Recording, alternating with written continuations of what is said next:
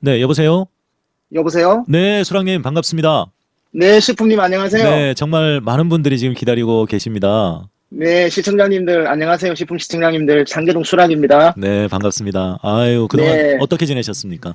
예, 민주당 권리당원으로서 씩씩하게 잘 지냈습니다. 와, 네, 사모님하고 또 수랑님께서 민주당 권리당원에 가입하셨다고. 예, 예, 또 저기 우리 처가 자기가 권리당원 되고 나서 네, 민주당의 그 지지율이 이제 완전 정세가 역전돼서 오, 승기를 잡았다고 요즘 아주 어깨 힘을 많이 주고 다닙니다.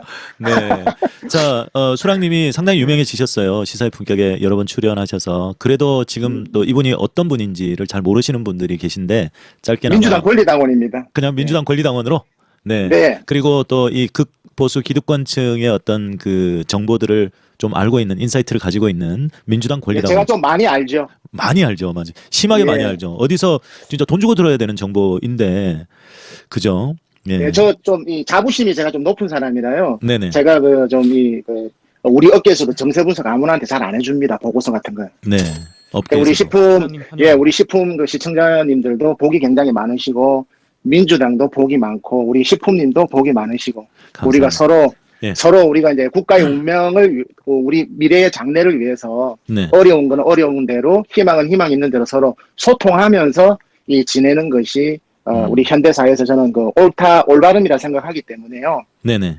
이렇게 제가 좀 나서게 되는 경우도 있고 또 네. 실수하는 경우도 이제 많은데요. 거기에 대해서 또 우리 식품 시청자님이나 식품님께서 또 이 관용으로서 이렇게 많이 받아주시니까 제가 또 아유, 늘 별 말씀을요. 감사하고 그렇습니다. 네, 그 수랑님의 어떤 분석이나 이런 그 식견들, 탁견들이 사실은 민주당 의원들이나 뭐 이재명 대표도 마찬가지지만 민주당 의원들도 많은 사람들이 이런 정보들을 좀 접해야 된다고 봅니다. 그래서 제가 닿는 그 연락이 닿는 사람들에게는 제가 수랑님의 어떤 정보들을 이렇게 전달도 하고 그렇게 하고 있거든요. 사실 민주당이 네. 이제까지 정권을 잡으면서도 좀 아마추어리즘을 그 드러내는 그런 정책들이나 국정 운영도 상당히 많지 않았습니까?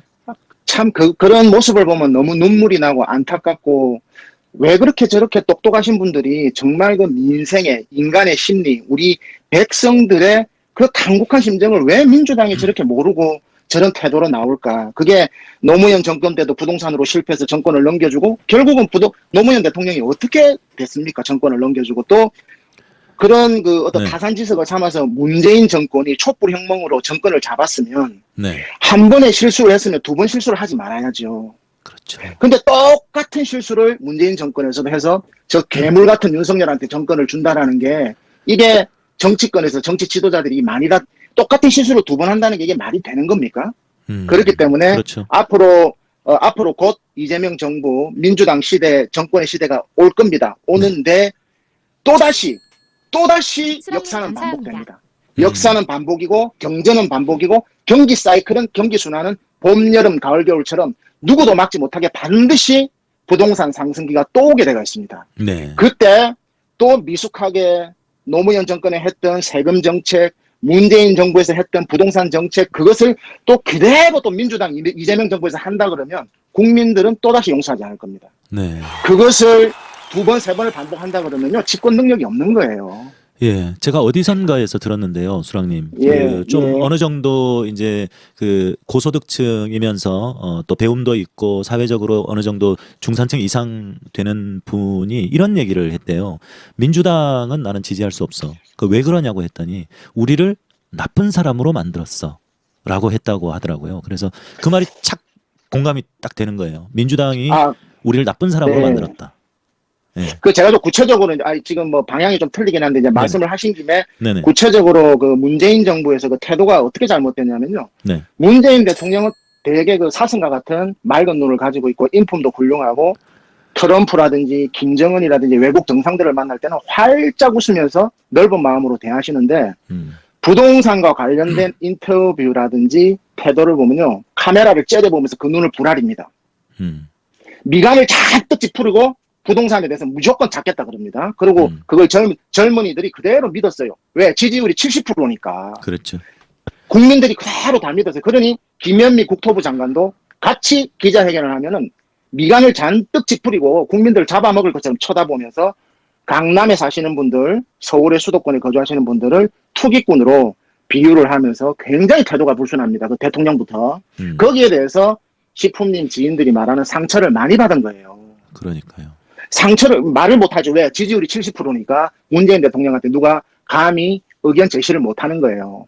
근데 제가 한 가지 말씀드리는 건요. 네. 부동산을 잡겠다라는 거는요. 그거는 지도자로서 자격이 없어요. 지금 북한에 김정은이가 살고 있는 평양에 신도시가 있습니다. 대동강이 내려다 보이는 그 신도시가 있는데요. 우리 강남 압구정 같은데 뭐 거기가 여명거리나 비공식적이지만 평당 1,000만 원, 30평짜리가 40만 불에 거래가 됩니다. 달러로. 그 사용권이 거래가 됩니다. 실제로. 그렇군요. 북한 사람들 생활 능력의 그 4억이라는 40만 불이라는 돈이 거래된다는 게 말이 됩니까? 말이 안 되죠. 여명거리나 미래과학자거리 뭐 그런 그쪽을 말씀하시는 것 같은데. 예, 그렇습니다. 네. 비공식적으로 다 알려진 사실입니다. 네. 자, 그러면 시진핑이 북경에 30평짜리 아파트가 66억이에요, 현재. 네. 그다음에 공산국가에 러시아 모스크바 가보세요. 그런데 그러면 왜 시진핑하고 김정은은 부동산 못 잡습니까? 공산당 땅 전부 자기 건데요. 다 때려잡아버리죠.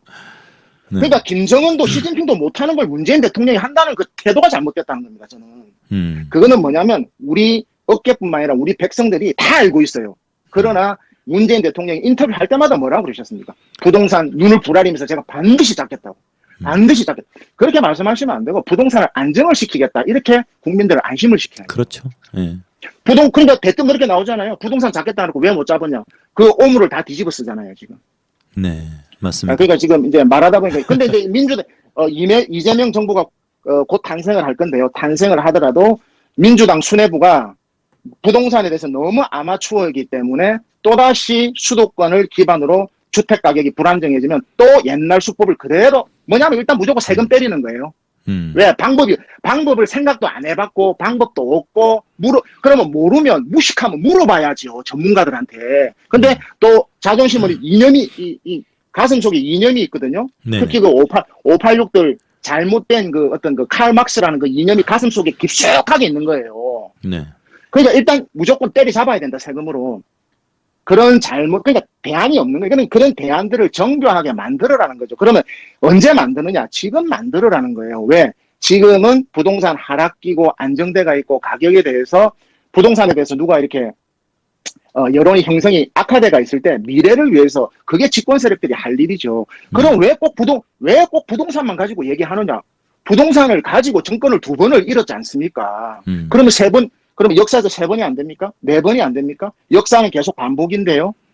경제는 봄, 여름, 가을, 겨울처럼 언제든지 경기 순환은 봄이 왔다, 여름이 왔다. 지금은 부동산 시장과 경기가 가을이고 겨울이지 않습니까? 그리고 윤석열이가 저렇게 아마추어 삼류처럼 하니까 지금 경제가 더 어렵고 암흑하고 이런 겨울이 오지만 우리나라 국민들과요, 우리나라 경제 기업인들이 정치인들은 삼류지만요, 기업인들은 인류고 우리나라 기업들은 세계 초인류입니다. 그러니까 언제나 그랬던 것처럼 이 어려운 시기를 우리나라 기업과 우리나라 국민들은 극복을 할 것입니다. 반드시 하게 되어 있어요. 네. 자, 오늘 그 수랑님께서 얘기해 주실 주제가 전체 크게는 한 5가지 정도가 됩니다. 이제 첫 번째 주제를 자연스럽게 넘어가야 될 것 같은데 첫 번째 말씀하신 주제가 우리 또 시청자분들께서 가장 궁금해 하시는 것은 도대체 윤석열 정권의 종말은 언제쯤일까? 그리고 진짜 경제가 폭망하는 시점, 그리고 이제 부동산에 대한 전망, 앞으로 한국의 경제 전망 이런 것들이 이제 첫 번째 주제가 될 텐데 여기에 대해서 말씀을 해주시면 좋겠습니다. 언제 끝날까요? 윤석열 어떤 정권의 종말을 갖다가 여러 전문가들이 지금 정치적으로 이렇게 하고 있는, 저는 항상 이 오랜 세월 동안 이 경기 사이클, 경제 순환과 그 정권의 운명을 저는 항상 연구를 해왔고 연구를 하는 사람이거든요. 네네네. 내년 총선의 결과와 상관없이 민주당이 대패를 하든 민주당이 승리를 하든 어느 정당의 승리 여부와 관계없이 내년 총선이 끝나는 시점에 윤석열은 끝이 납니다. 내년 총선이 끝나는 시점. 예, 그때는 우리나라가 대한민국이 가장 크게 경제 위기를 폭탄을 맞게 되어 있어요. 그렇다고 해서 옛날에 IMF 때처럼 그런 상황은 생기지 않습니다. 그런 상황은 생기지 않지만 그러면 어떤 상황이 생기느냐면 IMF 때보다 더 힘들 수가 있어요.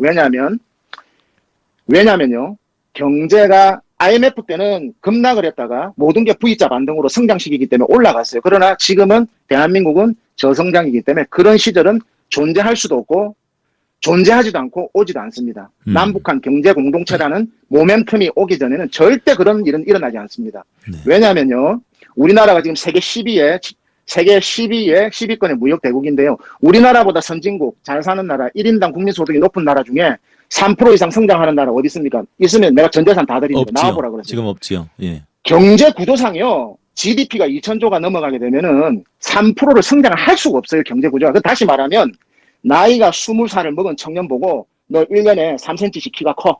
이거하고 또 20살 먹은 경제가 이미 다 성장한 20살 먹은 청년한테 어떻게 1년에 3cm씩 크라고 할 수도 없고 어떻게 그게 3cm씩 그러면 돌연변이지 그게 사람입니까? 그러니까 미국은 기축통화국이기 때문에 그동안 GDP 세계 1위라 그래도 2에서 3%를 해왔지만 미국도 이제 할 수가 없습니다. 우리나라보다 1인당 국민소득이 3만 불 이상 올라간 국가 중에서 네. 지금 인터넷 들어가 찾아보세요. 3% 그 30년 동안 3% 성장한 국가가 있는지요. 그러니까 이미 이거는 그 논쟁의 여지 없이 우리나라는 이미 거기 저성장에 들어왔습니다. 그러면 앞으로 IMF보다 내년부터 더 힘든 시기라는 건 뭐냐면요.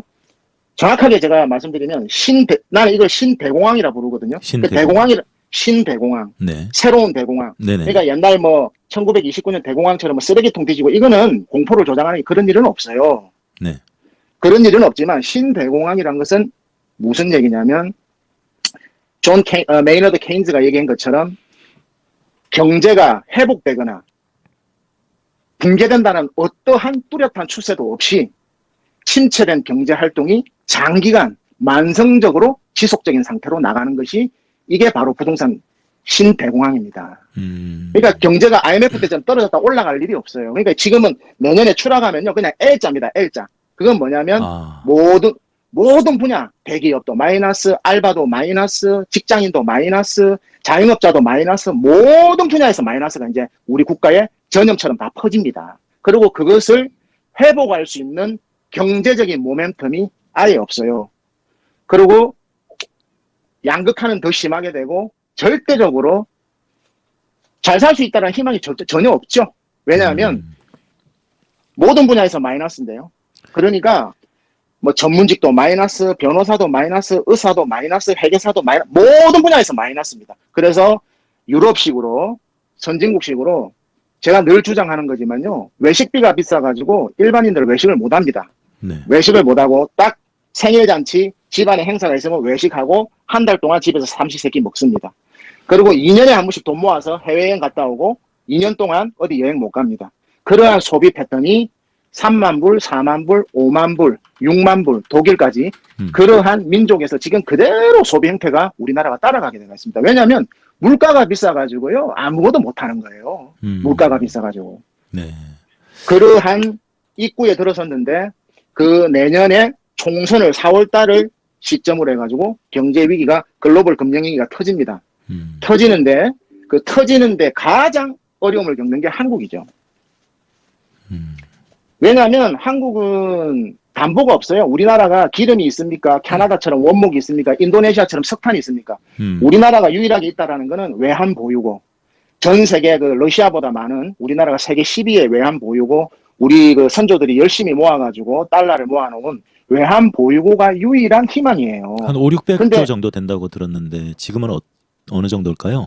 뭐 저기 외환 보유고는 전 세계에서 우리나라가 최우량하니까요. 우량하다. 그렇기 그렇기 때문에 IMF라든지 이런 것처럼 세계의 그 어떤 헤지 펀드라든지 그런 그 함부로 우리나라를 공격을 못하게 돼가 있어요. 잘못 공격하면 우리 한국에 뒤집기 당하거든요. 그래서 우리나라를 함부로 손을 못 댑니다. 그렇지만은 우리 서민의 삶 대부분 90%의 삶은 절대적으로 물가라든지 생활 수준이 높게 생활 수준이라기보다는 전반적인 경기 침체에 물가가 올라가면서 살기가 굉장히 빡빡해지고 인위는 빈정처단하듯이 모든 의리와 인정은 돈과 관련돼서 다 끊어질 겁니다. 사회의 어떤 네트워크요. 그러니까 점점 양극화가 가속화된다라는 말씀으로 이해를 해도 되겠습니까? 예. 그러니까 이게 부동산 가격도 상승했다 하락하고 금값도 상승했다 하락. 모든 자본주의의 물품은 상승과 하락을 경기 순환을 겪게 되가 있는데요, 식품님. 네네. 유일하게 한번 딱 올라가면 안 떨어지는 상품이 있어요. 뭡니까? 그것이 바로 인건비입니다. 인건비. 그러네요. 그게 바로 그 중앙은행에서 가장 핵심으로 보고 있는 고용비거든요. 고용. 그러니까 그러니까 기업에서는 절대적으로 돈을 안 올리고 최저임금을 안 올려주려고. 왜냐하면 올라가면 이건 안 떨어지거든요. 그렇기 때문에 인건비를 올려달라고 노조들이 빨간 띠를 두르고 역사적으로 극심한 충돌이 있는 겁니다. 인건비에 대해서. 왜냐하면 인건비라는 경제적인 상품은요, 올라가면 안 떨어져요. 유일하네요. 유일합니다. 유일해. 네. 왜냐하면 그거는 인간이란 것은 감정을 가지고 있기 때문에 그래요. 감정을 가지고 있기 때문에 부동산은 감정이 없어요. 주식도. 근데 인간은 자기 인건비에 대해서 깎으면은 이 감정을 가지고 있어요. 그렇기 때문에 인건비에 대해서 올려주지도 않지만 절대적으로 안 돼요. 그러니까 그렇기 때문에 1인당 국민소득이 우리가 4만 불, 5만 불 돼도 우리 서민의 삶은 절대 변화가 없어요. 앞으로도 마찬가지입니다. 이걸 누가 해결해 줍니까? 내 스스로가 해결하지 않으면요.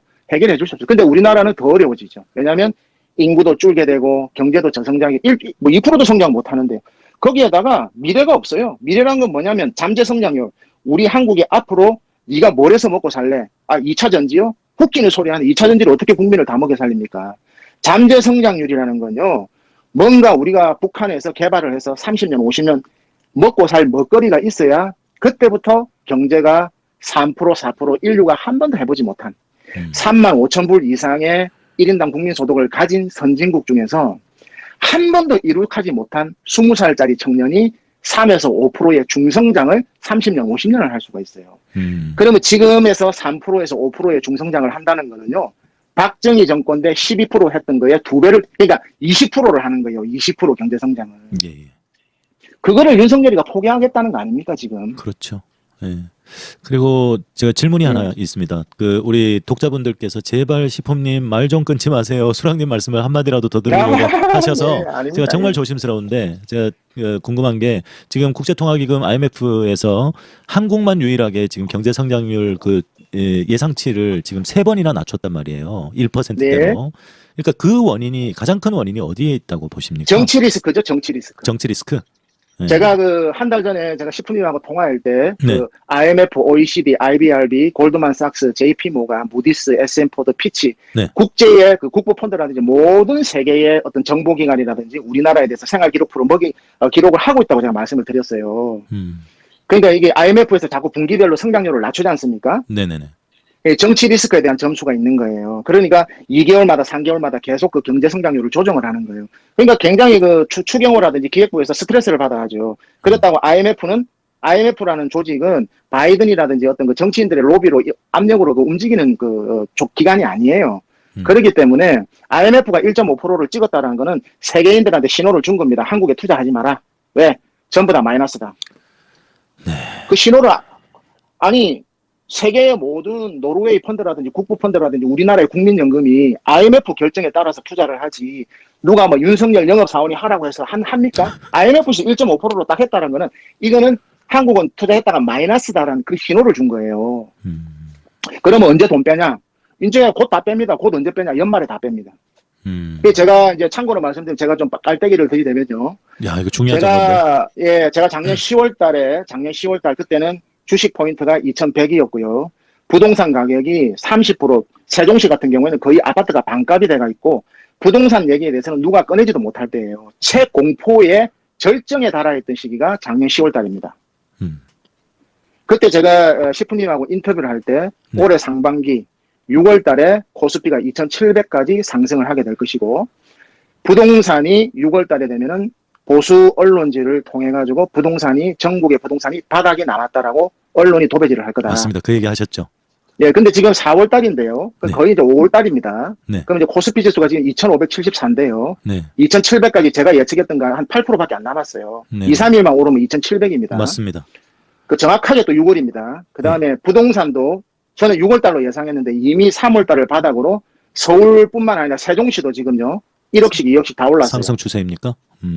예, 상승 추세는 아닙니다. 근데 바닥이 나왔다라는 신호가. 현실이 나왔. 제가 그때 이제 인터뷰를 다시 들어보시면 네. 이 보수가 무서운 게 그때 시품님이 저한테 뭐라 그러셨냐면 네. 아니 소랑님 이렇게 금리가 높고 부동산이 폭락하고 미국에서 그 빅스텝을 밟고 자이언트 스텝을 밟고 금리가 올라가고 지금 경제가 막 위험하고 이러는데 누가 부동산을 살까요? 시품님이 저한테 그렇게 질문을 하셨어요. 그렇습니다. 예.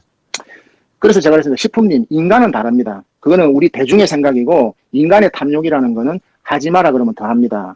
그리고 하라 그러면 또 안 합니다. 그게 부동산에서 대표적으로 경제적인 심리로 나옵니다. 제가 그렇게 말씀을 드린 적이 있어요. 네. 예. 자, 그러면 부동산이 폭락하고 금리가 높은데 사지 말라는데 막 다 사죠. 지금 또 굉장히 많이 삽니다. 연끌해가지고. 그리고 지금 들썩들썩해요. 사람들 마음이. 왜? 또다시 올라갈까? 내가 여기서 나고자가 되기 싫은 거예요. 그렇죠. 그러니까 막 금리고 이런 게 눈에 안 들어오는 거예요, 지금.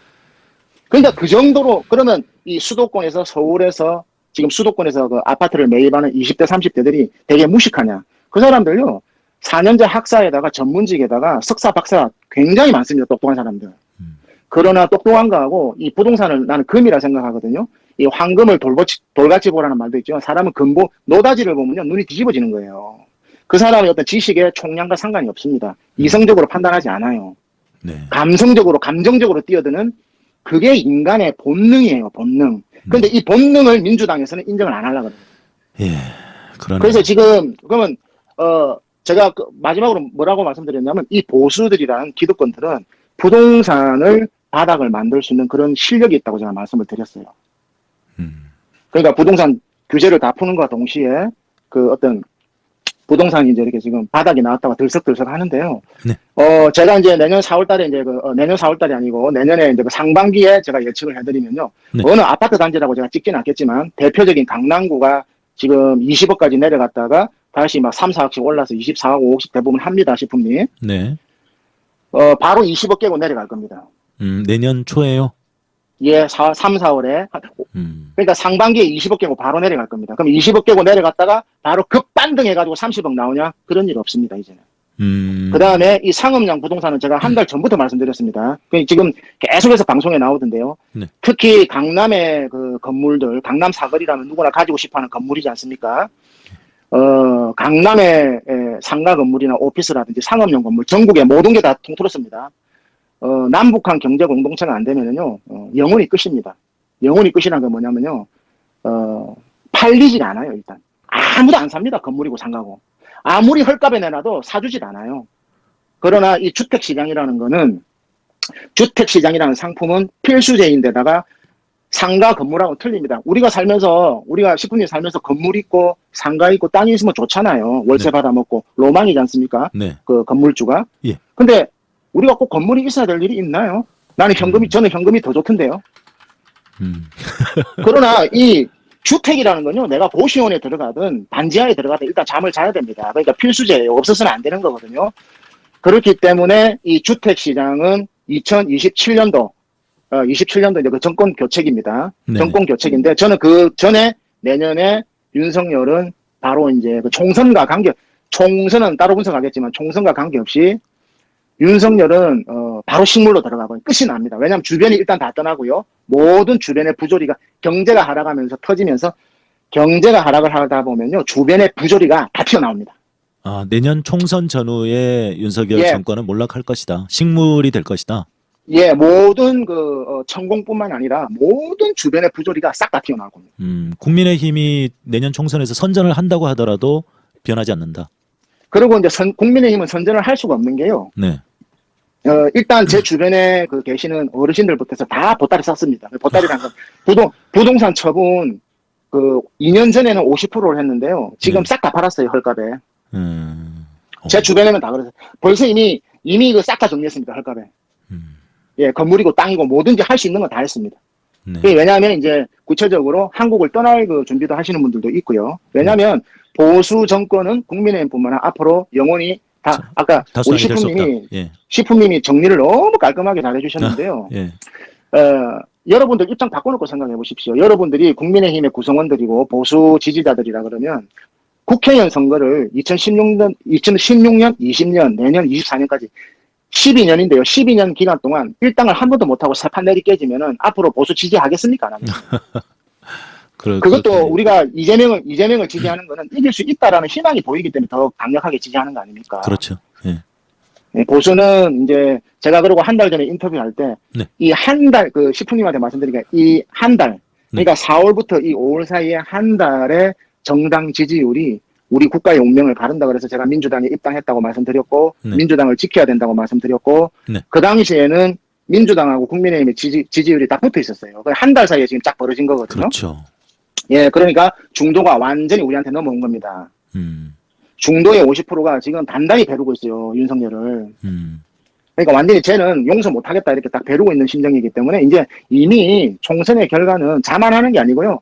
뭐 몇 석인지는 제가 못 맞추겠지만 일당은 민주당이 분명합니다. 그렇기 때문에 제 주변이 이미 분석이 끝났기 때문에 다 보따리 샀어요. 아, 그러면 네, 다 보따리 샀습니다. 예, 수랑님께서 보시는 거는 늦어도 이제 부동산 전망이라든지 경제적으로 봤을 때 늦어도 내년 총선의 결과와 상관없이 그때부터는 윤석열은 식물로 전락을 할 것이다. 그때 이제 끝이 날 것이다. 총선 전에 끝나면 좋은데 그러기는 어렵고요. 경제 사이클 시기적으로요. 총선 끝나고 나서 윤석열은 이제 뭐 탄핵을 당하든 국민의힘에서 탄핵을 해버리든 아니면 지 스스로 하야를 해버리든 아니면 이제 어떤 식으로든지 끌어져 내려올 겁니다. 그리고 정권을 유지할 수가 없을 겁니다. 네. 아, 이건 또 저 새끼들이 하도 흉악하니까 이게 제 개인적인 생각입니다. 개인적인 네네네. 추측입니다. 상상. 저 새끼들 네. 하도 흉악한 놈들이라. 자, 그리고 또 질문 있습니다.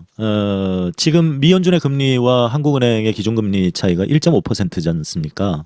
네. 여기에 대해서는 어떻게 보고 계시나요? 금리 차이가 많이 나면 결국은 또 자본들이 빠져나가게 될 것이고. 이제 우리 시품님께서 이제 그 여러 번 질문하셨는데 제가 네. 이제 뭐 두루뭉실하게 이제 정확한 답변을 안 드렸는데요. 예, 예. 제가 이제 정확하게 답변을 드리면 우리나라 한국은행에 근무하시는 구성원들이 그 경제적으로 거의 세계 탑 3에 들어가는 천재들입니다. 그렇기 때문에 미 연준에서 금리를 올려도 이창용 씨를 중심으로 우리나라는 2개월 연속 동결을 했거든요. 그거는 그러니까요. 뭐냐면 미국도 우리를 도청하지만 우리 한국은행도요, 미 연준에 파견 나가 있는 공무원들이 많아요. 거기서 정보를 다 듣고 판단을 해서 동결을 하는 거는 무슨 금리 차이가 있기 때문에 한국에서 돈을 회수를 해서 환율을 빠져나가게 되면은 그게 이제 경제학 원론에 나와 있습니다. 경제학 개론에 나와 있습니다. 첫 장에 그게 이제 환율. 그거는 이제 시품이 신흥국, 브라질이나 태국이나 베트남 하고 미국하고 금리 차이가 있을 때 이제 신흥국에서는 투자금이 회수가 되지만 이미 우리나라는 3만 불이 넘은 완전한 선진국에 진입을 했기 때문에 그 단순한 1.2%의 금리 차이를 보고 돈을 투자자들이 외국인들이 회수를 해서 그 환전을 해가지고 나가지는 않습니다. 그러지는 않는다. 그런 일은 없습니다. 선진국 시장에서는. 네. 왜냐하면 그 1.2%의 금리보다는 환차익이 더 크기 때문에 그런 일은 일어나지 않아요. 환차익이. 예, 그거는 이제 환차익이 더 크죠. 환차익은 세금도 없어요. 우리가 주식 거래할 때는 증권거래세라든지 이런 걸 내지만요. 저 환율 시장에서는 하루에 50조, 100조씩 거래해도요. 세금이 없어요. 예. 그렇군요.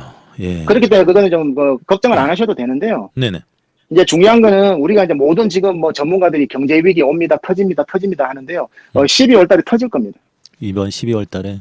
예, 그래서 곧 제가 이제 10월, 작년 6개월 전에 제가 예측을 해드린 것처럼, 6월 달에 코스피가 2,700보다 더 올라갈 수 있어요, 시품님. 네네. 근데 거기까지는 제가 못 맞추겠어요. 예상도 못 하겠고, 2,700보다 더 올라갈 수도 있습니다. 더 올라가야 됩니다. 그러나, 저 본전해야 돼.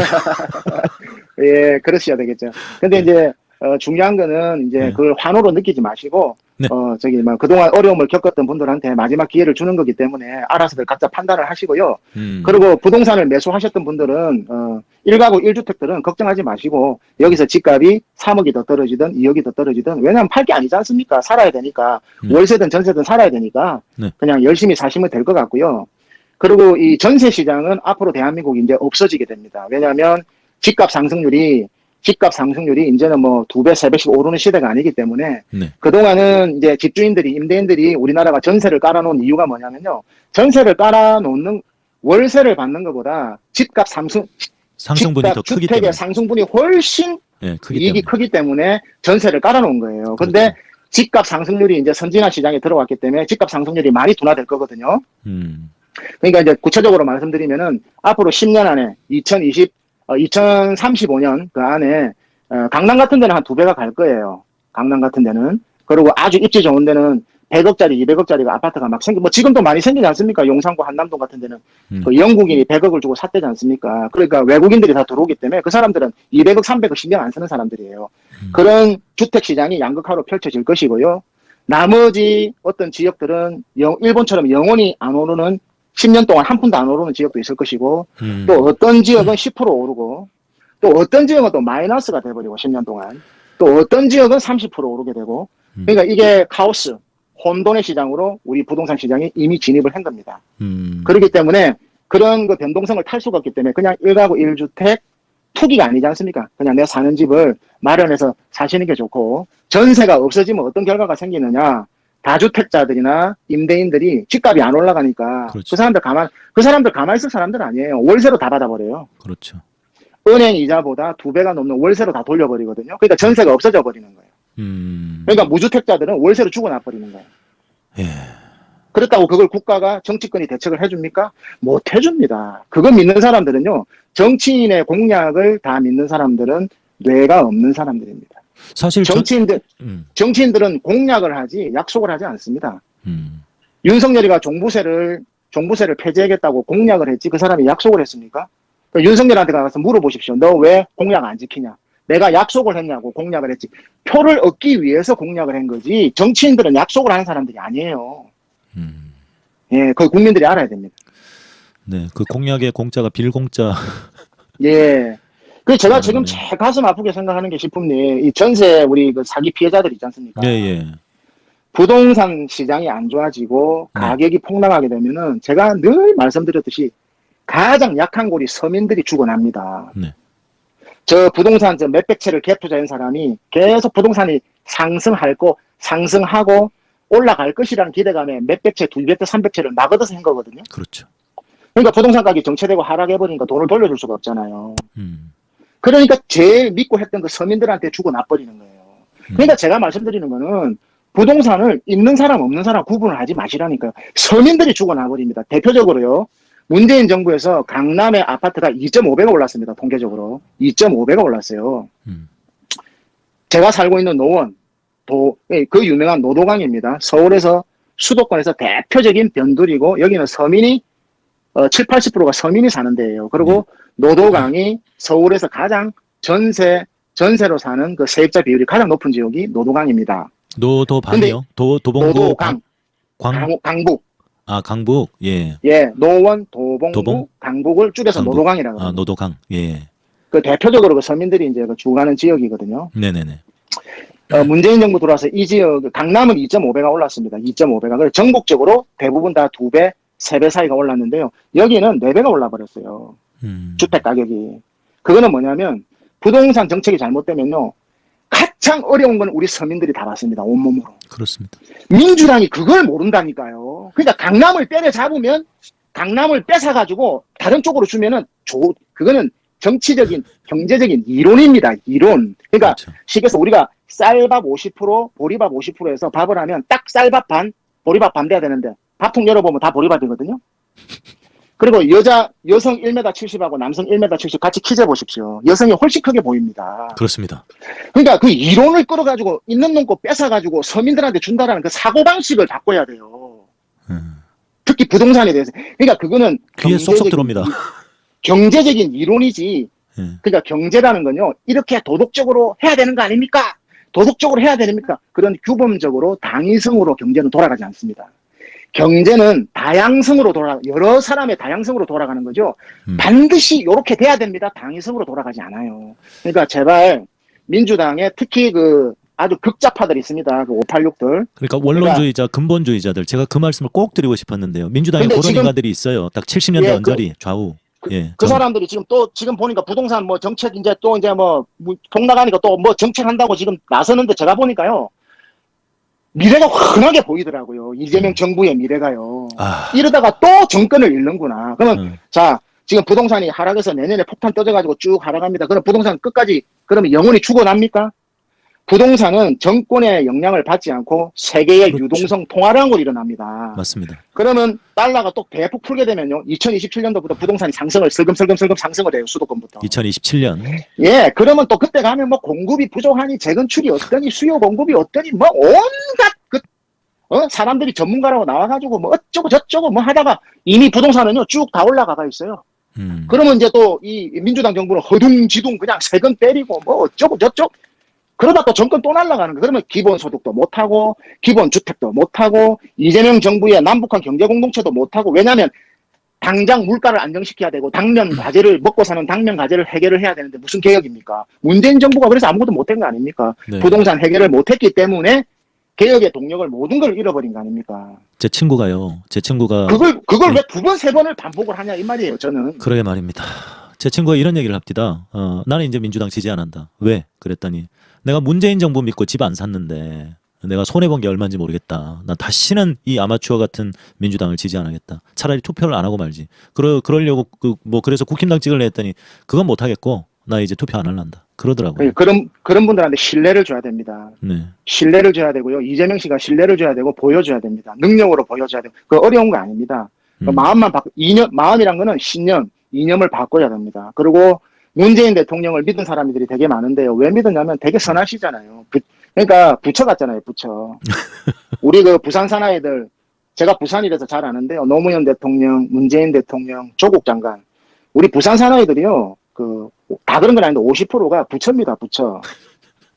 누가 그 조국 장관 그렇게 두드려 패는데 한마디도 안 하잖아요. 그러니까 모든 걸 안고 가는 부처 같은 성격이 있어요. 노무현 대통령처럼. 문재인 대통령과 마찬가지입니까? 근데 부산 사람들 중에서도요. 안철수, 장제원, 그 또라이도 상또라이들이 아닙니다.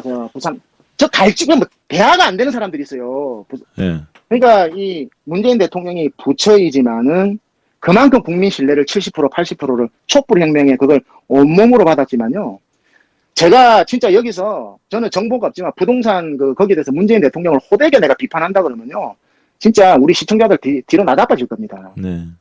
제가 여기서 그만하겠습니다. 여기서 그만하겠습니다. 예.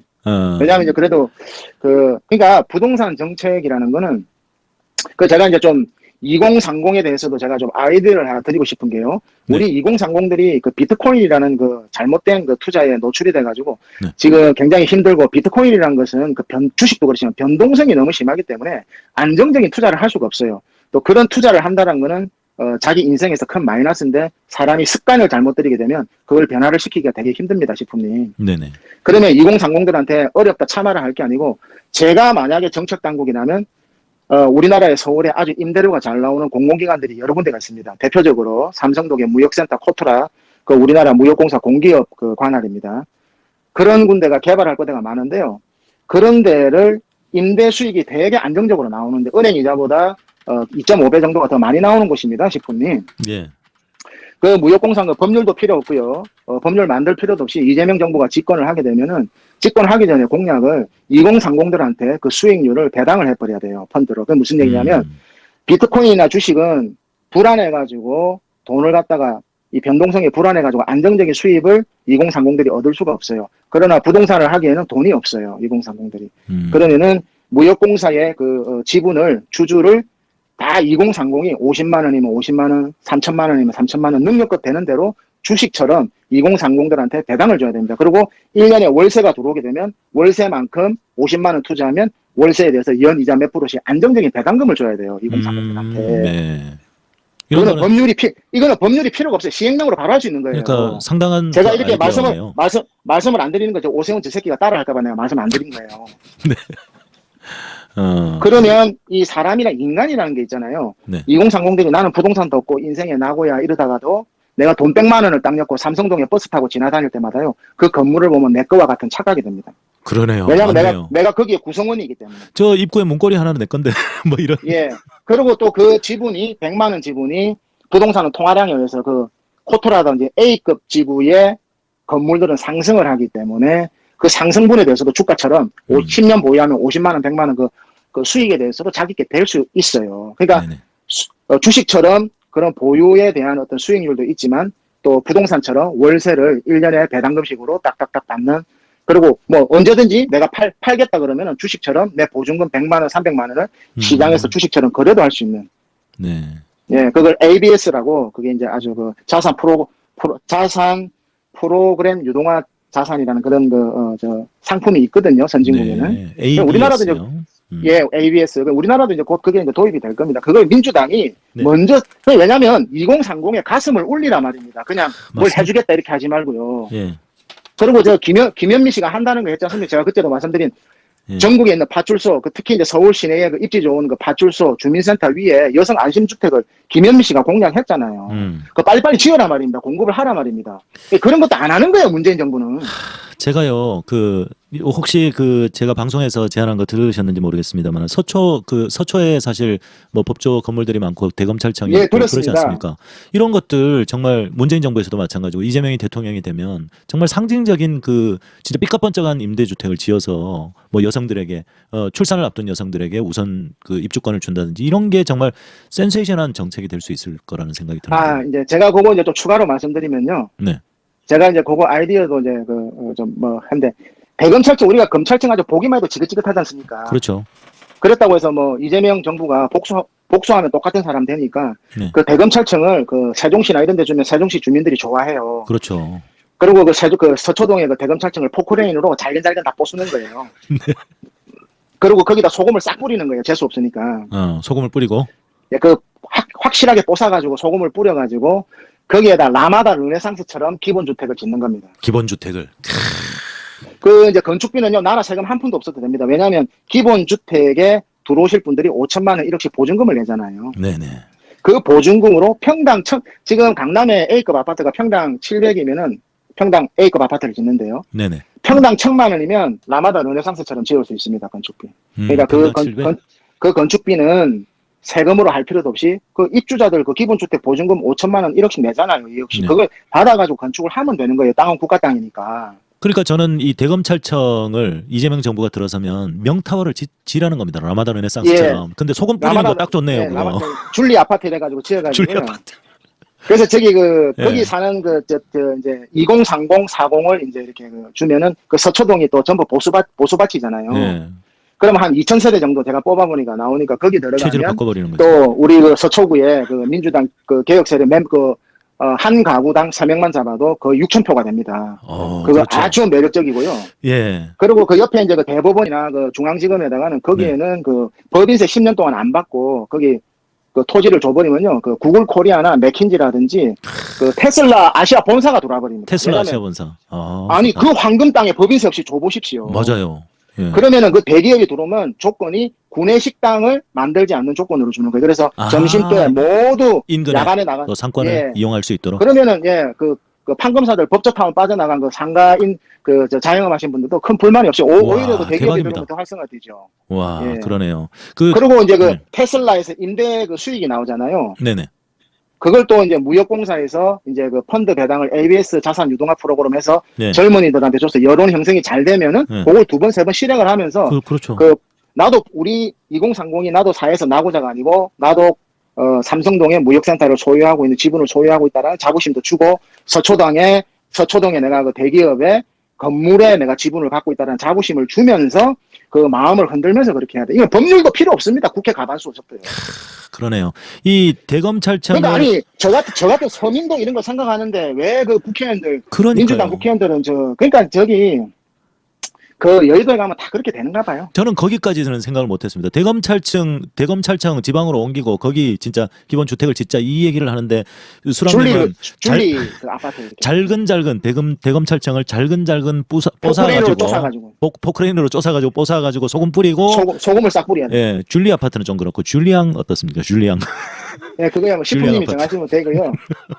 그리고 그 세종시라든지 대구라든지 광주의 헌법재판소 대법원 이렇게 공공기관이잖아요. 그렇죠. 지역 주민들 다 환영하죠. 환영합니다. 그럼요. 그리고요 앞으로는 지금도 다 전자결제로 하지. 아니 시프님은 그 대검찰청 대법원에 지금 가보신 적 있어요 사시면서? 저는 한 번도 안 가봤거든요. 뭐 대검찰청 안에는 안 들어가 봤죠. 예. 아니 우리 국민들이 그 대검찰청 그 대법원에 가시는 분들 있나요? 나는 한 번도 안 가봤는데 저는. 뭐 자주 지나가죠. 지나다니고. 그게 무슨 그 국민 그 민원의 불편함이 있습니까? 세종시 가도 하나도 불편함이 당연하죠. 없죠. 맞습니다. 그거야 이제 재벌들이나 정치인들 자기들 조사받으러 다닐 때 힘들죠. 지방 갈 때. 예. 예, 그러니까 그거는 그 지도자의 의지, 그렇죠. 의지만 있고 용기만 있으면 언제든지 오늘이라도 당장 할 수 있는 겁니다.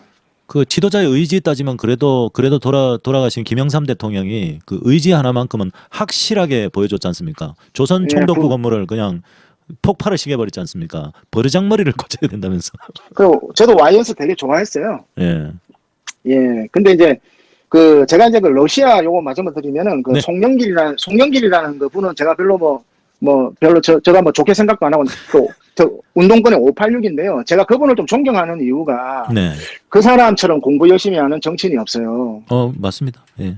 우리가 그 중국의 공산당들을 무시하면 안 되는 게요. 중국의 공산당들이 한 8천만 명 되는데요. 예. 특히 이제 그 시진핑을 중심으로 상무위원들이 12명이 되는데요. 그 사람들 미국이나 영국 가서 유학한 사람들은 아무도 없습니다. 중국에는 유학파가 없거든요. 그런데 그 사람들은요, 바로 중국의 상무위원 정도 되면은 그 외신 기자에게는 일문일답으로 다 할 정도의 영어 구사 능력을 다 가지고 있어요. 네네. 그러니까 공산당들의 그 학구열이라는 건요, 무섭습니다. 아주 무서울 정도가 아니고 그 인간의 그 범위를 넘어선 그 어떤 지독함이 있습니다. 그렇기 때문에 중국 공산당들이 과학기술이라든지 자본주의를 지금 미국하고 맞짱을 뜨는 겁니다. 그거는 어디서 나오냐면 학구열에서 나오거든요. 그러면 민주당이나 국민의힘이나 우리나라 정치 지도자들이요, 공부를 안 합니다. 그러니까 무슨 얘기냐면 송영기실처럼 저 사람처럼 공부를 외국어든지 지속적으로 하는 사람을 저는 잘 보지 못했어요. 그러니까 이제 이 586들은 너무 안주해가 있어요. 근데 송영길 이분이 이제 송영길이 인천시장을 할 때 그 러시아하고 관계가 제일 우리나라 정치권에서 좋은 사람이 송영길 시장이에요. 그렇죠. 왜냐하면 그 러시아란 나라는 잘 아시겠지만은 한 번도 패전을 해본 적이 없는 그 전 세계 유일한 승전 국가입니다. 맞습니다. 근데 러시아가 히틀러, 나폴레옹 전부 다 러시아한테 다 무릎을 꿇었는데요. 유일하게 러시아가 딱 한 번 진 나라가 있는데 그게 바로 일본입니다. 러일 전쟁 때 일본한테 그 패전을 했거든요. 네. 그러니까 아주 러시아가 그 역사적으로 치욕으로 느끼고 있어요. 근데 이제 그 러일 전쟁에서 일어난 첫 번째 장소가 인천 앞바다입니다. 그 인천 앞바다에서 그 러시아 순양함 바라크함이라는 그 배가 침몰해가지고 러시아가 이제 패전을 하게 됐는데요. 그 배가 침몰한 그 배의 깃발이 있습니다. 깃발. 그 깃발을 인천시 박물관에 있었는데 그게 지하실에 있어가지고 찾지를 못했어요. 네. 근데 100여 년이 넘는 세월 동안 지하실에 있는 거를 송영길 시장이 인천시장 할 때 그걸 발견을 해가지고 러시아 푸틴한테 임대를 해줘버렸어요. 그게 외교죠.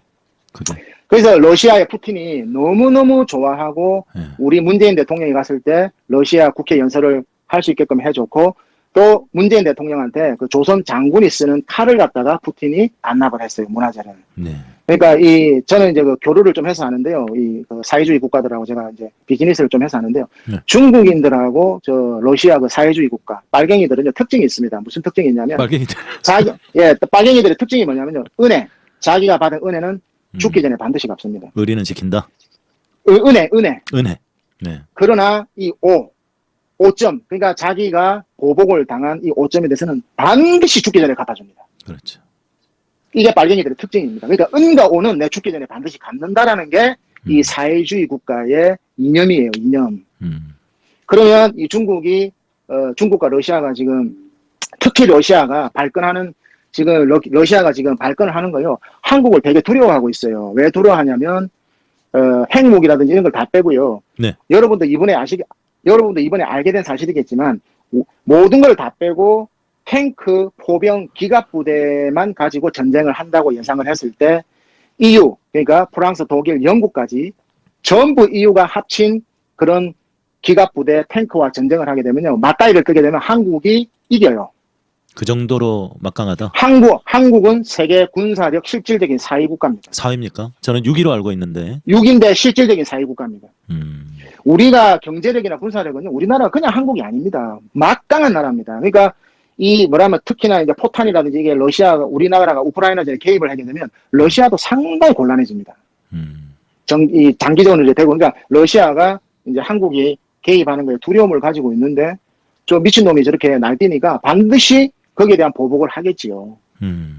예, 그거는 이제 뭐 상상의 영역이겠죠. 근데 이제 그 보복이 이제 경제 GDP에 그 IMF가 이런 정보를 미리 알고 성장률을 계속 미리 낮춰 잡는 거예요. 왜냐하면 IMF를 보고 들어간 외국인 투자자들이 우리나라에 많단 말입니다. 그러니까 투자자를 IMF도 보호를 하는 거예요. 한국의 리스크가 이렇게 있으니까 성장률을 분기마다 이렇게 낮추는 거예요. 계속 줄이면서 마이너스니까 한국에서 돈 빼라는 신호를 계속해서 주는 겁니다. IMF가. 그러면 경제의 개념이군요. 이게. 아니, IMF는 그 본연의 임무, 그 세계의 그 투자자들을 보호하고 안정된 금융시장을 자기들이 신용을 가지고 그 어떤 그 신뢰를 가지고 이끄는 그 기관 아닙니까? 네. 그러니까 어떤 그 정치적인 그런 어떤 정치적인 유불리 진보 보수 없이 정확한 정세 분석을 해서 경제 분석을 하는 겁니다. 그게 모든 것이 정치, 경제, 법률이 GDP에 묻어 나온 겁니다. 그렇군요. 예. 그러면 예. 이번에 그 이게 일종의 민주당의 리스크로 지금 작동을 하면서 언론이 지금 대서특필하고 있는데 사실 따지고 보면 그래서, 사실 아주 작은 부분인데 이 그래서 부분 제가 네. 마무리하면요. 네네. 민주당이 돈봉투 사건은 지지율이나 이런 데 큰 타격이 없을 겁니다. 네. 예, 왜냐면은요. 네. 왜냐면, 요거 제가 좀 말이 길어지는데, 요걸 분명히 우리 민주당 지지자들 아셔야 되는데요. 얘기해 주셔도 됩니다. 제가 오늘 예. 수랑님을 위해서 시간을 거의 비웠습니다. 예, 예, 특집으로. 감사드리고, 네네. 요거는 꼭 좀 말씀을 드릴게요. 네네네. 제가 6개월 전에 그 김용 씨가 연말에 이제 김용 씨가 구속이 그때 영장이 떨어지면서 그때 여시푸님하고 인터뷰할 때 난리가 났었지 않습니까? 네네네. 부동산 알 필요 없어요. 부동산이 무슨 필요가 있어요. 지금 김용 씨가 구속됐는데 이재명 씨가 뭐 어떻게 될지 모르는데 부동산 제가 그때 말씀드렸지 않습니까? 이재명 대표는 증거가 없다고. 예, 맞아요. 제가 6개월 제가 기억나시죠? 제가 6개월 때 기억납니다. 제가 이재명 씨가 증거가 없는데 무슨 그러니까 그러면 제가 무슨 뭐 점쟁입니까? 제가 이재명 씨하고 친합니까? 얼굴도 모르는데 제가 법조인입니까? 변호사입니까? 증거가 있고 없고를 제가 어떻게 합니까? 6개월 전에. 네. 그리고 지금 송영길 씨가 돈봉투 사건 이게 민주당에 큰 타격이 없을 거라 제가 어떻게 합니까? 정진상 씨 오늘 나왔잖아요. 증거가 없는 거예요. 그 제가 네. 어떻게 합니까? 그거를. 제가 민주당 쪽에 제가 아는 사람이 아예 없는데 식품님 빼고는요. 네. 자, 그러면 이 송영일 대표 관련한 이 일종의 민주당 리스크는 크게 문제가 되지 않는다. 예, 그게 이제 어떻게 되냐면요. 송영길 씨는 탈당했다가 이제 거의 무죄로 떨어질 건데요. 이재명 대통령이 당선이 되면은 다시 사면 복권해줘가지고 장관이나 외교부 장관 시키면 돼요. 그게 정치입니다. 정치는 생물입니다. 만약에 이제 압박에 의해서 어쩔 수 없다면 탈당까지도 생각을 할 수 있다. 예, 잠깐 나갔다 들어오는 거예요. 아니죠. 박지원도 그렇게 나갔다 들어오는데 뭐 송영길 씨가 죽을 죄지었습니까? 그러나 국민들한테 지금 네. 오해를 받고 있으니까 나갔다가 탈당했다가 그렇게 들어오시면 그렇게 할 겁니다. 민주당도 머리 좋습니다. 네, 그렇군요. 예, 그리고 왜 그 돈봉투 사건이 타격이 없냐면요. 네네. 왜 이재명 대표가 증거가 없냐면은요. 네. 왜 정진상 씨가 증거 불충분, 증거가 없으니까 이제 그 석방 아닙니까? 그 김용 씨도 곧 석방이 될 거고, 이제 재판이 이제 빠그러질 건데요. 네. 그 이유는 뭐냐? 제가 확신했던 이유, 통찰했던 이유, 지금도 확신하고 통찰했던 이유가 뭐냐면요. 문재인 대통령께서 훌륭하신 점이 있는데 책을 많이 보시잖아요. 근데 이제 여러분들은 수박이라고 싫어하실지 모르겠지만은, 민주당 국회의원 중에 세종시의 국회의원이 한 분 계세요. 그분이 정치인도 아니고, 그냥 이제 미래에셋 증권이라는 데서 30년 정도가 근무하신 분인데, 이낙연을 지지했던 분이에요. 근데 적극 지지했던 분이 아니고, 간접 지지했던 분입니다. 네. 근데 그분이 수축사회라는 책을 6년 전에 발간을 했는데, 문재인 대통령이 그 책을 우연찮게 이렇게 보시고 나서 그 책에 감동을 받아가지고 그 사람을 청와대로 초청해가지고 이해찬 씨 지역구를 물려줘 버렸어요. 이해찬 씨 그 지역구를, 핵심적인 지역구를 물려줘 버리고 그 사람을 갖다가 문재인 대통령이 되게 높이 사고 민주당 전체 의원들이 그 수축사회라는 책을 가지고 아주 열띤 토론을 하고 모든 그 민주당의 국회의원들이 그걸 다 돌려보고 교육을 받고 또 그분을 강의로 모시고 다 그렇게 한 사실이 있습니다, 식품님. 네네네. 저도 그분의 통찰력에 저도 좀 놀랐는데요. 민주당에도 그렇게 말없이 실력 있는 분들이 있습니다. 근데 그분이 6년 전에 예측했던 게 거의 다 맞습니다, 지금. 그 책을 보면요. 한국의 경제 상황, 그리고 이 반도체를 미국에서 뺏어갈 거라는 그 예측을 그 사람이 6년 전에 그 책에 써놨어요. 그리고 중국하고 미국하고는 마찰이 생기는데 반드시 과학기술로 마찰이 생길 거다. 지금 모든 반도체 기술이 과학기술이거든요. 거의 예측이 다 맞습니다. 근데 이제 부동산은 그분이 모르시더라고요. 부동산을 모른다? 예. 근데 이제 그 통찰력이 놀라웠거든요. 예. 그러니까 이제 문재인 대통령이 그 책을 보고 2년도 없는데 청와대에 불러서 그 국방위원장인가 무슨 위원장 자리 주고 바로 이해찬 씨 그 지역구에다가 바로 꽂아줬지 않습니까? 얼마나 그 책이 감동이 있었으면 그랬겠습니까? 그리고 민주당의 국회의원들이 전부 다 돌려받고 대통령이 이 책을 좋아한다 그래가지고 이재명 지사도 여러 번 봤을 겁니다. 그리고 이제 그 민주당의 구성원들이 그 문재인 대통령의 생각을 알기 위해서 그 책을 다 공유한 걸로 저는 알고 있어요. 그 책에 보면 핵심 내용이 뭐냐면요. 이러한 갈등, 정치권의 양극화, 괴물이 탄생하고 또 식품위도 꼭 한번 저도 이 책을 읽어보겠습니다. 예. 이 정치적인 갈등, 서로 못 잡아먹는 이런 갈등들이 생길 거라고 이분이 벌써 6년 전에 예측을 하신 분이에요. 근데 이 해결책, 홍성국이라는 분입니다. 근데 이분이 그러면 이 해결책은 뭐냐? 이 모든 해결책은 뭐냐? 딱 한 가지 방법이 있다. 그거는 뭐냐면 청와대도 감사원도 국정원도 서류도 경기도지사도 성남시장도 모든 서류를 다 공개를 해버리라 국민들 앞에. 그러면은 이 극심한 정치적 갈등에서 피해 나갈 수 있고 정권을 유지할 수 있는 유일한 해결책이라고 그 사람이 그 책에서 해결책을 제시를 합니다. 그 이후부터 문재인 대통령은 청와대 압수수색 들어와도 허허 다 오픈해라. 그 다음에 뭐 감사원이 치고 들어와도 오픈. 경기도. 이재명 후보가 되게 눈치가 빠른 사람이에요. 이재명 대표는 순발력이 대단한 사람이에요. 그렇죠. 이미 이 사람도 경기도지사 성남시장부터 이 책을 읽고 준비를 했기 때문에 떳떳하게 경기도고 성남시고 정진상이고 김용시도 모든 서류를 투명하게 다 오픈을 해놨던 겁니다. 그래서 정보들은. CCTV도 달았군요. 아니 그 CCTV를 그 전에 달았죠. 아, 그 전에. 네. 그러니까 네. 서류가 안 나오는 거예요. 300번 압수수색을 해도. 음. 그러니까 이 동봉투 사건도 9,400만 원 아닙니까? 이거 아무리 뒤져보십시오. 더 액수가 더 안 나옵니다. 그리고 이게 송영길 시장한테 타고 올라갈 수 있는 문서, 서류, 공공기록 이런 게 나올 수가 없어요. 왜? 민주당 국회의원들 바보들 아닙니다. 능구렁이 100마리 앉아 있습니다. 자기 죽을 짓 절대 안 합니다. 저 사람들. 그럼 요즘은 왜 이렇게 답답할까요? 요즘 이제 우리 지지자들이 많이 답답해하고 있는데. 민주당의 이제 그 이재명 대표는 제가 생각할 때는 반드시 개혁을 할 겁니다. 네. 근데 그 개혁을 하는데 그 시기를 보고 있을 거예요. 근데 그 시기는 저는 이렇게 예측을 하고 있습니다. 우리 당원들이 지금 난리 아닙니까? 근데 지금 좀 이제 지지율이 오르고 이러니까 우리 당원들이 좀 마음도 많이 가라앉고 좀 극성맞던 게 좀 안정이 되면서 좀 이렇게 마음을 가라앉히고 이제 톤다운 시키는 이런 시점 아닙니까? 한 달 전보다는요. 네네네. 그러면서 이제 다른 이슈에 집중하게 되고 다른 데 정신이 이렇게 좀 여념이 없고 이러다 보니까 수박들에 대한 얘기가 좀 수면 밑으로 들어갔습니다. 저는 계속 하고 있습니다. 예, 근데 이제 전체적인 분위기가 여론의 분위기가 좀 가라앉았지 않습니까? 그렇죠. 예.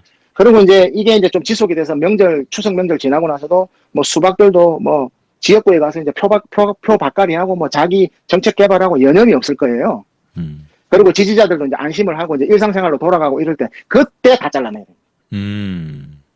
모두가 흥분하지 않고 일상생활로 돌아가 그 순간 다 잘라내야 됩니다. 예. 정강석화 같이. 지난번에도 이런 말씀하셨는데 정강석화 같이. 그게 왜냐면요. 모두가 그러니까 이재명 대표가 이원욱 집 앞에 가서 협박하고 이런 거 하지 마. 그렇게 하면 못 잘라낸다니까. 맞아요. 그러니까 약자 코스프레를 하잖아요. 그러니까 그런 거 안 해도 되는데. 그러니까 김영삼 씨가 하나의 별들을 100개를 언제 다 잘라냈습니까? 그 하나의 군인들이 하나의 척결할 때 군인들이 김영삼 씨한테 맹세를 하고 충성 맹세를 하고 그랬어요. 맹세를 하고 안 자른다라는 신호를 주고 일상생활에 열심히 하고 아무 일이 없을 때 바로 다 잘라버렸어요. 개혁은 딱 그 타이밍을 노리는 겁니다. 왜? 모두가 잊어버리고 일상생활로 돌아가서 여론이 잠잠해지고 모두가 거기에 관심을 안 가질 때 잘라버려야 되는 거예요. 네. 너 자르겠다고 딱 손가락질하고 자르면 반발이 2배, 3배가 되는데 그거는 개혁이 아니죠. 쌍음이죠. 그러니까 윤석열이가 지금 그따구로 개혁하니까 개혁이 안 되는 거예요. 아니 우리가 병원에 가서 주사를 피검사할 때 찌를 때요. 들어갑니다 할 때 힘을 꽉 주고 있는데 주사 바늘이 들어갑니까? 안 들어가죠. 저쪽 보세요 할 때 탁 찔러야죠. 톡톡톡톡 두들고 찌르죠. 그러니까 다른데 주변이 산만해질 때 탁 찔러버려야 되죠. 네. 그러니까 지가 당하는 줄도 모르게 그냥 하면서 그냥. 정진상 씨가 석방이 됐고 김용 씨가 석방이 되면서 도덕적으로 그 사법 리스크가 완전히 벗어지면 70%가 벗어지면서 이재명 대표가 개혁에 대한 훨씬 명분을 지금 가지고 있고 그 타이밍을 보고 있고요. 그 수박들을 홍성국 씨를 그렇게 잘라내면 되나요? 그 적극적인 주모자들만 잘라내고 그 대표적으로 용병술이라는 게 그 김민석 씨 있지 않습니까? 그 586의 그 대표적인 사람. 예. 그 사람도 이제 이재명 정선에 양다리를 치던 사람인데 그 사람을 정책위 위장으로 한 자리를 딱 주니까 뭐 아주 이재명 대표 그 입에 혀처럼 뭐 오히려 윤석열을 공격하기 요즘 잘하고 있지 않습니까? 그러게요. 저는 김민석이 정말 이해가 참 잘 안 되는 게 지난 그 서울시장 선거에서 콩가루 다 뿌렸거든요, 혼자. 서울시장 선대위원장했습니다. 그 식품이 용병술이라는 게 바로 그겁니다. 그러니까 뭐냐면 상대방에서 적극적으로 주모자가 아닌 어떤 그 주변에 있는 사람을 데려다가 적을 가까이 두면 그러니까 보세요. 김민석하고 송갑석을 딱 가까이다 두지 않습니까? 예. 그러니까 대구의 그 마론 브란도가 적을 더 가까이 두다든지 딱 가까이 두니까 그래야 이놈들이 무슨 생각하는 걸 내 눈으로 볼 거 아닙니까?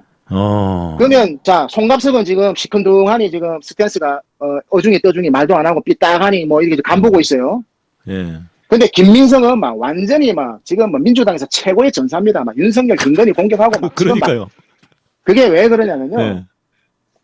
주모자가 아닌 간접적인 사람을 한 자리를 주게 되면 어. 그 사람을 이용해서 더 전선의 앞장을 세우는 거예요. 용병술이라는 게. 예. 예, 그렇습니다. 예, 이 수축사회라는 이 책이 예. 아주 그 정치권에서 베스트셀러고, 그러니까 윤석열이가 보세요. 아무리 지금 문재인 정부, 국정원, 뭐 서해 통일부, 외교부 뒤지면 나옵니까? 공문서가 안 나오는 거예요. 그 다음에 경기도 뒤지니까 나옵니까? 안 나오는 거예요. 정진상 안 나옵니다. 김용 안 나옵니다. 왜? 민주당의 지도자급 구성원들이 저 책을 가지고 다 읽어봤고 모든 강의를 다 했어요. 예. 야, 수박들에게 저기에- 한 자리를 주는 거. 아, 그런 용병술이군요. 아, 그렇게 볼 수 있네요. 예. 야. 그러니까 제가 이재명 대표가 제가 아주 잘하고 지도자라고 제가 말씀드렸잖아요. 네네. 그러니까 이제 사람을 그렇게 쓰실 줄 알죠. 그러면 개혁 시점, 이 민주당에서 참 저는 그 최소한의 어떤 그 인계철선을 쳐야 된다고 생각을 하는데. 근데 그 주모자는 바로 잘라낼 반드시 예. 잘라낼 것이다. 예, 그 타이밍을 지금 보고 계실 거예요. 예. 그러니까 우리 지지자들, 당원들은 당대표로서의 어떤 스탠스에 대해서 너무 실망하지 말고, 우리 그러니까 좀 지지자들은 믿고, 예. 우리가 이재명 대표를 믿어야지 남북한 경제 공동체가 돼야지만 맞습니다. 3% 성장을 하고 제 부동산이 3배, 4배가 오를 거 아닙니까? 아, 네. 결국은 부동산이 올라야 된다는 얘기. 저는 오로지 남북한 경제 공동체 그거밖에 없어요. 맞습니다. 저도 아니면 제가 그쪽으로 민주당을 찍을 일이 없고 제가 민주당 권리당을 할 일이 없습니다. 그렇죠. 사실 경제 철학으로 보면요. 저하고 완전 안 맞아요. 네. 뭐가 좀 멀리 들립니다. 갑자기. 예, 제가 그 아, 이어폰이 배터리가 다 돼가지고요. 그렇습니까? 예, 예. 예. 여하튼 그 내년 총선 끝나면은 윤석열 정부는 대단원의 막을 내리게 됩니다. 네. 늦어도 그렇다는 말씀이시죠? 예. 예. 그전에도- 늦어도 그렇고요. 그전에도 어떤 리스크가 터질 수도 있을 것 같고. 그럼요. 그리고 저기 그 윤석열 정부하고 그 구성원들, 그다음에 네. 그 정치 지도자들은 그 국민을 무서워해야 됩니다. 음. 왜 무서워해야 되냐면요. 이 대중들은 심리가 어떠냐면요. 네. 우리가 그 박근혜를 탄핵했을 때 박근혜라고 최순실을 어떻게 파묻어 버렸는지 아시겠죠? 예, 조금 소리가 멀리 들려서 아쉽습니다. 그럼 제가 다시 곧 전화 드릴까요? 예, 끊고 다시 다시 전화 주시겠습니까? 네, 예, 예. 네. 예. 네, 이제 서서히 마무리를 해야 되는데, 상당히 재미도 있고 유익하기도 하고, 사실 여러분들이 의견이 좀 다르실 수도 있습니다. 그러나, 또 귀 있는 사람은 들을 것이고, 어디서도 들을 수 없는 정세 분석이고 경제 분석일 거라고 판단하시는 분들도 계실 겁니다. 지금 또, 동접자분들이 지금 3,700분이나 되시는 것도, 그런 영향이 아닌가 싶어요. 네, 여보세요? 여보세요? 네네네. 네, 예. 시품님 네네네. 잘 들립니다. 네. 들리시나요? 네네네. 잘 들리고 있습니다. 네네. 그 우리 대중들이 국민을 무서워해야 되는 게 이 보수 지지자들이 돌아서면 더 무서워요. 보수가 돌아서면. 왜냐하면 네. 이 사람은요, 네. 자기가 지지했던 사람들이 부끄러운 짓을 하게 되고, 그러니까 인간은 본능적으로 자기가 부끄러운 짓을 하면 숨깁니다. 네. 그걸 이렇게 오픈하지 않아요. 숨기게 됩니다.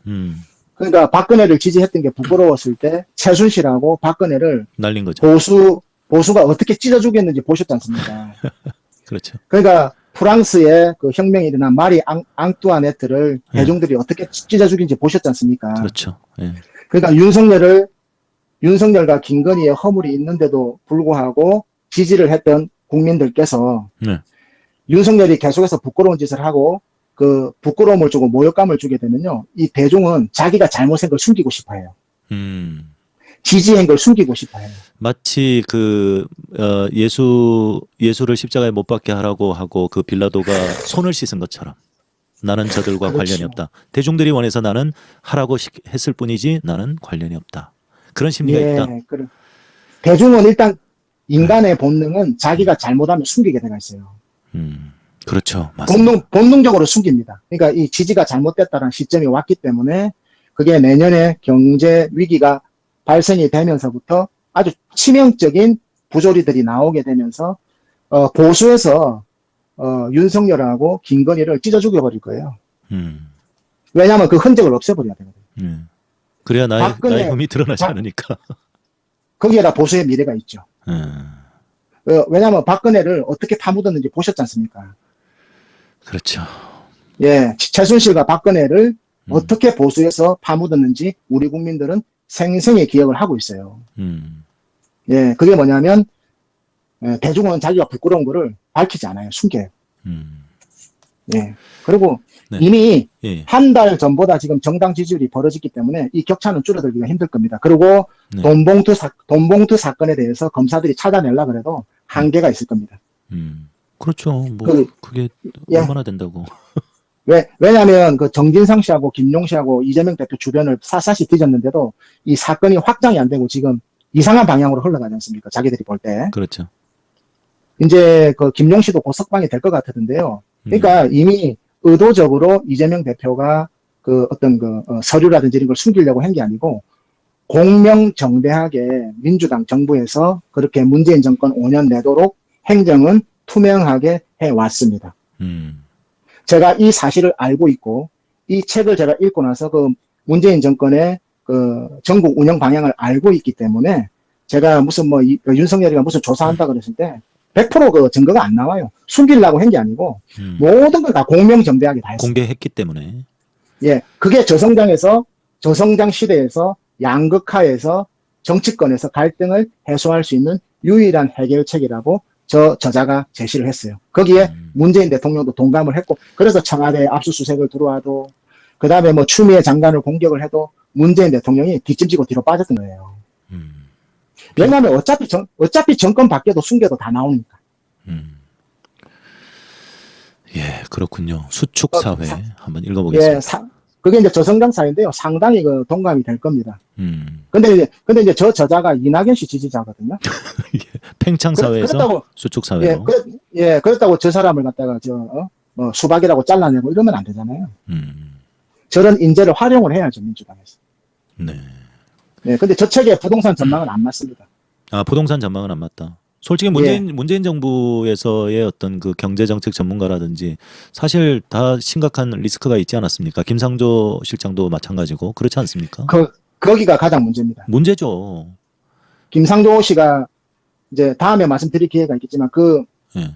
제가 아까도 얘기했지만 그 환율 그 금리 차이에 의해서 환율 빠져나가는 거 아니냐 저 식품님 제가 질문 드렸죠. 그게 이제 경제학 개론의 첫 장에 나오는 얘기인데 거기에 그래서 이제 경제학이라는 거는 70%만 맞으면 100% 맞는 거예요. 근데 이 경제학이라는 거는 이론이지 실물 경제학이 아닙니다. 굉장히 차이가 많습니다. 근데 대표적으로 김상조하고 장하성 씨 같은 사람들은 장하성 실장. 그러니까 이제 규범 경제학, 도덕 경제학자들이에요. 도덕 경제. 그러니까 경제는 이렇게 돌아가야 된다. 이런 규범 경제학자들이에요. 그러니까 이제 대표적으로 우리가 임대차 3법이란 거를 제가 이제 문재인 정부가 언제 이제 정권 넘어가겠다 제가 예상을 했냐면 180석을 획득을 하고 첫 번째 법안이 임대차 3법을 통과시켰어요. 예. 윤호정이가 그 방망이 뺐더니까 손바닥으로 딱딱 두들겼거든요. 네, 임대차 3법. 아니 검찰 개혁을 한다 해놓고 임대차 3법이라니 뜬금없이 제가 그때 이 정권 오래 못 가겠구나 제가 그때 예측을 했었습니다. 그러니까 국민들이 뽑아줬더니 우리를 나쁜 놈으로 몰고 있네. 이렇게 되는 거죠. 예, 그 청와대에서 김상조가 이제 그 안을 만들어서 이렇게 했는데 그 세입자를 보호하겠다 이런 건데요.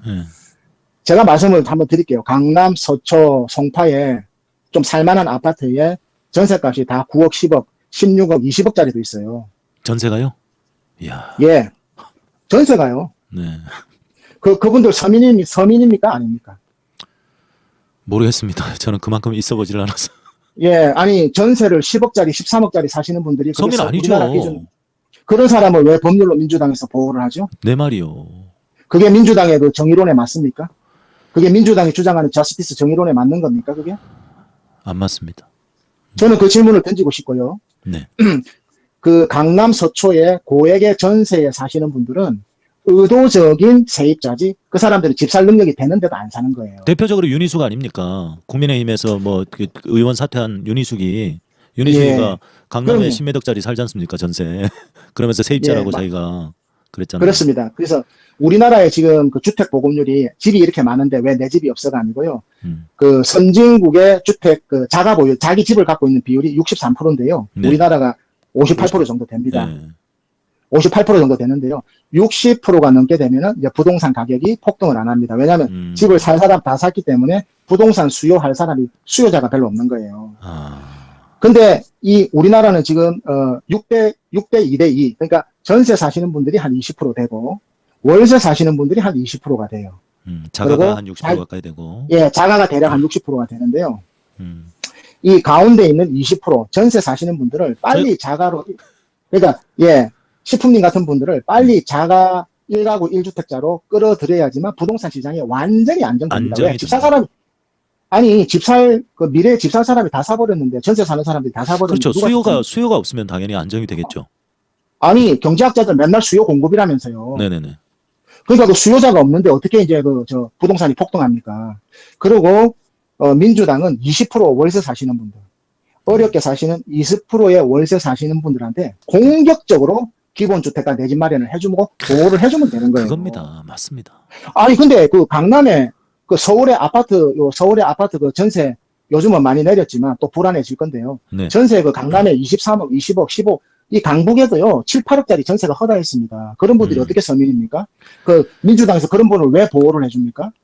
그런 분들을 보호해준다고 세입자 보호한다고 임대차 3법을 180석으로 땅땅땅 두들긴 거 아닙니까? 그게 민주당의 이 있는 사람들 거 뺏어가지고 없는 사람들한테 보호를 해준다는 이 민주당 정의론, 저스티스 정의론에 맞습니까? 그게 민주당 철학에 맞는 겁니까?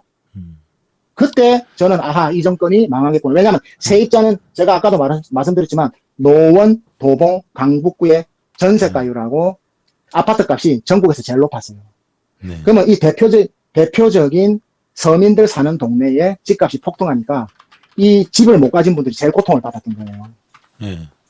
이 노원, 도봉, 강북이 그렇습니다. 그러면 왜 이런 현상이 일어나냐?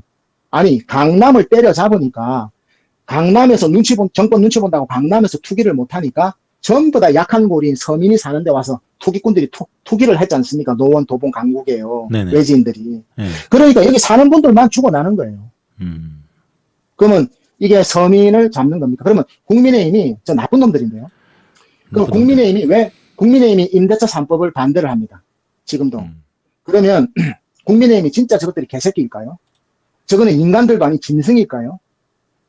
저는 국민의힘의 임대차 3법의 논리가 맞다고 생각합니다. 왜냐하면 임대차 3법으로 노원, 도봉, 강북에 사는 세입자가 보호가 안 되기 때문에 그런 겁니다.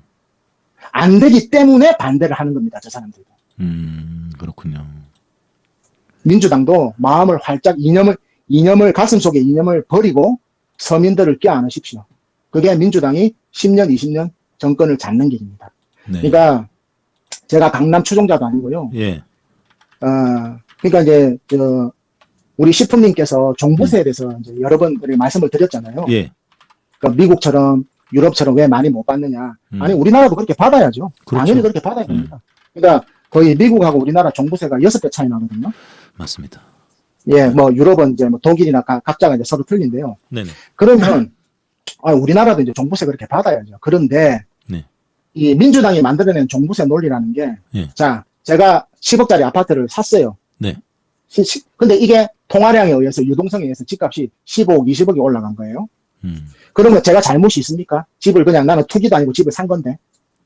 그러면 10억일 때는 종부세가 없다가 그러면 15억, 20억 되면 종부세가 나온단 말입니다. 그럼 또 30억이 되면 종부세가 더 많이 나와요. 그러니까 이 민주당의 종부세 논리는 예측이 불가능하단 말입니다. 미래에. 경제는 예측 가능해야 돼요. 그러니까 미국처럼 너 10억짜리 사면 종부세 6배 내라. 근데 10억짜리 샀는데 20억이 제가 되면? 20억이 돼도 6배에서 12배는 안 오릅니다. 미국. 100억이, 그러니까 10억이 샀는데 30억이 됐대서 너 세금 더 내. 이렇게 하지 않아요. 그런 경제 논리는 없어요. 그러니까 집을 살 때 너 이 집을 사게 되면 종부세 6배 내야 돼. 약속을 하고 사는 거예요. 네, 확정을 해주고. 그러니까 불소급 한다는 얘기네요. 그렇죠. 미래에 대해서 확정을 하고, 그정은 내가 경제적으로 능력되니까 내 종부세 6배 내고 살래. 매우 합리적이네요. 프랑스는, 독일 같은 경우에는 미리 선이자로 떼버립니다. 종부세를. 10억 사면은 25%를 빼버려요, 미리.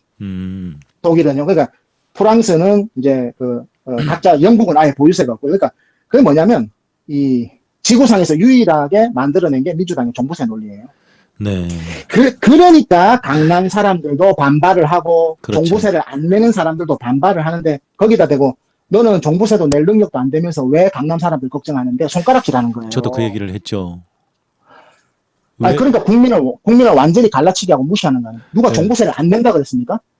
아니 종부세를 내게 시골에 농사 짓는 어르신들이 자꾸 종부세 때문에 문재인 정부 세금 폭탄이라고 해가지고 우리 국민들 다 세금 낼 자세대가 있어요. 세금 떼먹는 사람도 없습니다. 우리 국민들이 어지러서요. 세금을 내는데 합리적으로 해라 말입니다. 그러면 그 종부세는 갖다 때리는데 왜 삼성전자 주식 100억씩 200씩 가진 사람 그 똑같은 부동산도 자산이고 그 증권도 자산인데 거기에는 왜 보유세 안 때립니까? 그렇죠. 그것도 경제 논리에 그리고 그 다음에 지금 강남의 아파트 대폭 떨어졌지 않습니까? 분당이고 다 폭락했지 않습니까? 네. 그러면 왜 종부세 안 돌려줍니까? 가격이 내렸으면 돌려줘야죠. 맞습니다. 아니 30억대 종부세 낸 게 있어요. 그러면 지금 20억대 쓰면 종부세에서 30억대 낸 거 돌려줘야죠. 민주당 놀리면은 조세 정의에도 안 맞는 조세 정의에도 안 맞고 경제 정의에도 안 맞. 그거를 노무현 대통령 때에서 실패를 했으면 정신을 차리고 문재인 정부에서는 그렇게 안 해야죠. 그러면 문재인 정부가 원하는 거는 투기꾼을 잡고 싶은 거 아니에요. 투기꾼을. 그렇죠. 그러니까 투기꾼을 잡는 방법이 있어요. 있는데 어떤 거기에 대해서는 한 번도 생각도 안 해보고 물어보지도 않고 연구도 안 해보고 오로지 그냥 세금 갖다 때리겠다는. 근데 이 자세를 지금도 스탠스를 안 바꾸고 있어요. 맞아요. 원론, 원칙, 근본주의자들. 맞습니다. 수랑님, 우리 예? 저기 민주당 의원 세미나 한번 갑시다.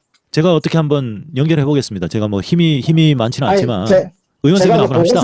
제가 보고서 한번 만들어가지고 제가 시프님한테 한번 드릴게요. 그러니까요. 진짜 민주당 의원들 데려다 놓고 진짜 의원 세미나 한번 합시다. 우리 수랑님. 진짜 이 얘기는 진짜 민주당 의원들이 들어야 되고 사실 이재명 지금 당대표가 이재명 대표가 수랑님의 어떤 이런 의견들 정말 좋아합니다. 이재명 대표가 진짜 좋아할 스타일의 어떤 정책 제안이라든가 분석들이거든요. 그러니까 한번 미팅 한번 합시다 이거. 제가 보고서 제가 시프님 마무리하면요. 그러니까 네네. 투기꾼을 잡고 싶잖아요. 네. 민주당에서는 투기꾼을 잡고 싶은 거예요. 그리고 투기꾼은 잡아야. 투기꾼은 용서하면 안 되고 잡아야죠. 근데 그걸 세금으로는 못 잡는다니까요. 벌써 못 잡는다는 게 노무현 정권, 문재인 정권에서 김정은, 빨갱이의 수령 김정은도 평양의 신도시 아파트 값을 못 잡는데 무슨 수로 잡는다 말입니까, 정치인이. 그죠? 그 꿈을 깨라니까요, 일단. 아니, 시진핑도 대치동, 북경의 대치동 30평짜리 66억짜리를 못 잡는데 무슨 수로 잡겠다는 거예요, 민주당에서. 그런, 무슨 돈키호테 같은 그런 짓을 벌이란 말이에요. 그러니까, 인사이트도 없으면서 원론만 고집하는 아주 극좌로 이 생각이 가 있는 의원들이 몇 명 있어요. 몇 명 민주당의 제 또래인데. 민주당의 주류에 있습니다. 예, 제 또래들인데 대부분 몇 놈이 있어요, 몇 놈이. 그래서 민주당에 선뜻표를 못 주는 거예요. 맞습니다. 정말. 아니, 왜 보수들을 갖다가 그렇게 악마 취급합니까? 왜냐면요. 문재인 대통령이 트럼프하고 김정인이 싱가포르를 회담할 때 대구 빼고 전부 다 파란 물결이었죠. 강남도 다 넘어왔지 않습니까? 네네, 그렇죠. 네. 강남에 있는 분들이 민주당을 찍는다는 건요. 기독교에서 불교로 개종하는 것만큼 어려워요. 맞습니다. 예. 오늘 비유가 쏙쏙 들어옵니다, 완전.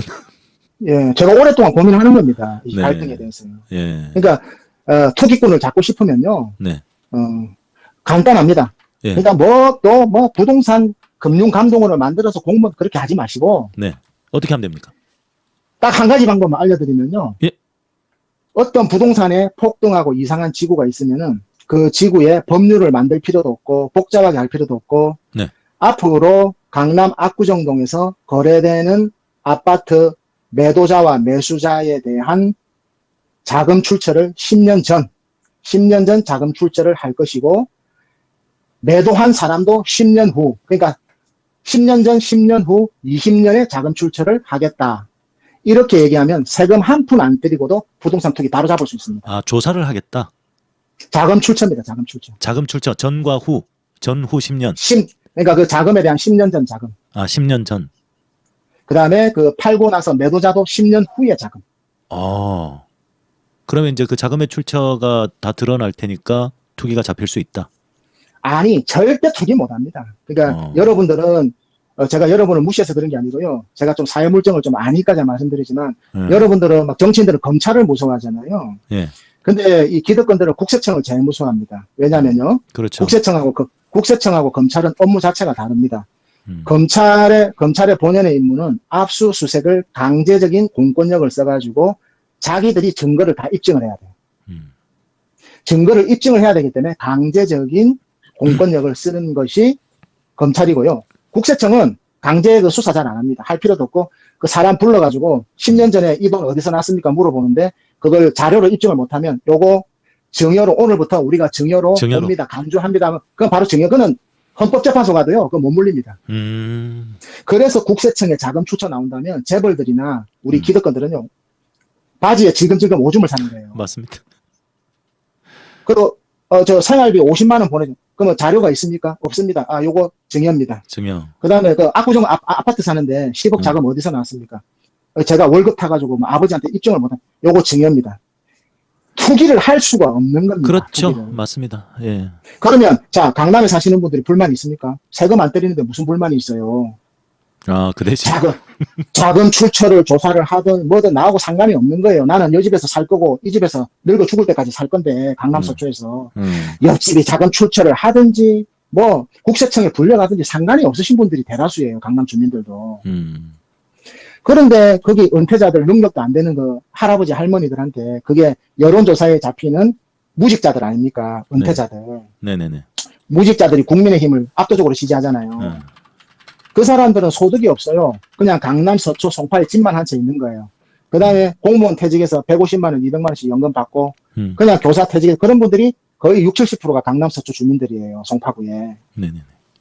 그런 분들한테 갑자기 집값 올랐으니까 20년 아무 제도 없이 투기도 안 하고 그 분양받아서 들어가서 10년, 20년, 30년 자식 키우고 사는데 갑자기 종부세 내라고 종부세 2천만 원, 3천만 원 때리면 그 집을 내놓고 나가라는 얘기거든요. 그렇죠. 그러면 이 종부세라는 게 강남에 그 있는 게 아니고 이게 전 국민한테 전염이 돼요. 그러면 대구에 수성구 사는 분들, 부산에 해운대 사시는 분들, 대표적으로 이런 사람들이 우리한테도 곧 종부세 날라오겠네. 이게 전염이 되는데 심리잖아요. 예, 경제도 심리고 그렇죠. 부동산도 심리고. 야, 이제는 저기 민주당 그 국회의원들 나와서 하는 거 보면요. 아유, 그래도 여러분들은 종부세 안 내니까 상관없잖아요. 그 얘기를 지금도 하고 있어요. 아이고, 참 철딱서니가 없어도 몰라도 너무 모르고 무식해도. 세상 물정을 너무너무 모르는 거예요. 자, 아까 뭐 잠깐 말씀을 하시긴 했는데 오늘 그 말씀들이 다 정말 유익합니다. 제가 시간 가는 줄 모르고 지금 강의를 듣는 것 같은 그런 느낌이 드는데 아까 그 전세 사기 문제에 대한 어떤 원인 그리고 해결책에 대해서 조금 더 좀 이해가 쉽도록 좀 말씀을 해주시면 좋겠습니다. 그러니까 이제 전세 사기 문제가 심각한데 이제 앞으로 더 크게 터지죠. 왜냐하면 이게 근본적인 원인은 경기가 하강하고 부동산 값이 하락하니까 제일 먼저 서민들 전세 세입자들한테 타격이 가버리잖아요. 그러면 국가에서는 이거 대책이 없습니다. 그리고 이거 대책을 마련해주기 시작하면 끝도 한도 없기 때문에 이거는 해주지 않을 거예요. 정치권에서도. 그 다음에 이 해결하는 방법이 간단한 게 있는데 이것도 안 하더라고요. 근데 이제 부랴부랴 납세 완납 증명서라고 우리가 그 집을 얻을 때 등기부등본이라는 것은 그 공신력이 없고 믿을 게 못 돼요. 왜냐하면 등기부등본에 집주인의 직업이 나옵니까? 집주인의 어떤 행적이 나옵니까? 집주인이 뭐 신분이 나옵니까? 집주인이 누군지 어떻게 나옵니까? 등기부등본에 생년월일밖에 없는데요. 네, 주민등록번호밖에 안 나오죠. 그러니까 등기부등본이라는 거는 공신력 자체도 없어요. 근데 젊은이들은 등기부등본도 못 봐요. 등기부등본을 볼 줄도 몰라요. 그러니까 이제 어떤 이 피해자가 생기면 그게 이제 제1번으로 월세 보증금을 경매를 들어갔을 때 법원에서 보호를 해주는 것이 아니고 국가의 세금, 국세가 제1순위가 돼버려요. 그러니까 이 임대인이 건설업을 하면서 세금을 많이 미납을 했잖아요. 그 세금을 갖다가 국가에서 제1번으로 환수를 해가버립니다. 그렇죠.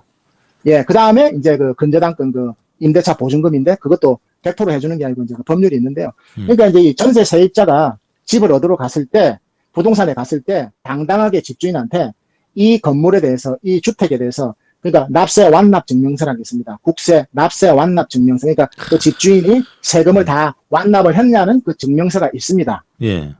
그거를 이렇게 법적으로 요구를 하게끔 돼가 있는데 집주인이 싫어한다고 공인중개사들이 다 그렇게 얘기를 안 해요. 왜냐하면 그거 물어보면 집주인이 기분 나쁠 거 아닙니까? 그렇죠. 이 새끼 네가 뭔데 나한테 세금 냈냐면 따져? 이렇게 나오잖아요. 세입자 따위가. 예, 그냥 무시하는 거죠. 그러니까 이거를 갖다가 예. 이 법률을 갖다가 민주당에서 180석 가지고 그것도 안 하고 뭐 했냐 이 말이에요. 필수로 강제하게 하면 되겠네요. 이제 제출하도록. 했어요. 강제하. 이제 했다니까요. 이제 했습니까? 이제 했다니까요. 다 터지고 나서. 음. 그러니까 민주당 5년 동안 뭐 했냐 이 말입니다. 제 말은. 그러니까 아니 민주당 그 경제 논리가 서민과 약자와 중산층을 보호하는 거 아닙니까? 맞습니다. 검찰 개혁하는 정권입니까? 그러니까 그러니까 이 민주당이 국회 의석을 가지고 이게 납세 완납 증명서라는 거를 세입자가 요구를 하면은 딱 그 세무서에서 발급한 이 집에 대해서는 이 사람은 세금을 완벽하게 납부를 했다. 그것만 있어도 그 집은 경매 안 넘어갑니다. 경매가 넘어가질 않아요. 그리고 내 주택 그 보증금이 그 보장이 돼요. 근데 그거를 공인중개사들은 안내를 잘 안 한다. 왜냐면 그 사람들 먹고 살아야 되니까 속이잖아요. 그러니까 집주인한테 욕을 안 하요. 왜냐면 집주인들이 싫어해요. 기분 나빠한다고요. 아니 네가 뭔데 나한테 세금 다 냈는지 그 떼오라 그래. 들어오지 마. 나가. 이래버리는 거예요. 그렇죠. 맞아요. 이게 보증금이 적은 인천이라든지 아주 서민들 아주 극소수의 서민들이 사는데 이런 문화가 집중돼가 있기 때문에 이제 그 납세 완납 증명서를 중개 거래할 때 구비를 하게끔 이제 법률을 갖다가 이제 한답니다. 이제서야 한다. 그러니까 이제 소유권 외양간 고치는 거죠. 그러니까 이번 계기로 전세가 불안정하다 보니까 빨리 그래서 제가 늘 주장하는 거는 대출을 받든 뭐든 어디를 들어가도 사람은 자야 되니까 자기 집을 1가구 1주택을 마련을 하면은 그러니까 20%의 전세 세입자들, 그러니까 강남의 서초 송파에 사는 의도적인 세입자들, 고액의 세입자들은요, 보호해주면 안 됩니다, 민주당에서. 국가에서 보호해줘. 아니, 20억짜리 전세 사는 사람을 왜 보호해줍니까? 그러면 그 사람들을 어떻게 해야 되냐면요, 집을 한 채 갖고 있는 사람하고 똑같이 건강보험료를 똑같이 납부하게끔 때려버려야 돼요. 맞아요. 왜 그러면 20억짜리 전세 사는 사람하고 12억짜리 집을 가지고 있는 사람하고 건강보험료가 차이가 나는 겁니까? 그리고 그 사람들한테는 왜 재산세 안 받아요? 그리고 김건희보다 건강보험료 많이 내요. 그러니까 그 20억 그 재산 잡아가지고 건강보험료를 왜냐하면 그 사람들이 건강보험료, 재산세 요런 푼돈 내기 싫어가지고 저 세입자 그 전세 사는 사람들 많거든요. 아니 한동훈 마누라도 그 채권 그거 돈 몇십만 원 아끼려고 경기도까지 와서 그 채권 저 허위로 해가지고 그것도 불법 아닙니까? 있는 사람들이 더 무서워요, 시품님. 예. 그러니까 그 건강보험료 안 내려고 그 전세 사는 사람들 많아요, 의도적으로. 그러니까 그런 사람들한테 보호해주지 말고 건강보험료를 집을 가진 사람하고 똑같이 책정해서 때리란 말입니다. 그러면 그 사람들이 집을 가진 거나 전세 사는 거나 이득이 없잖아요, 비교해봤을 때.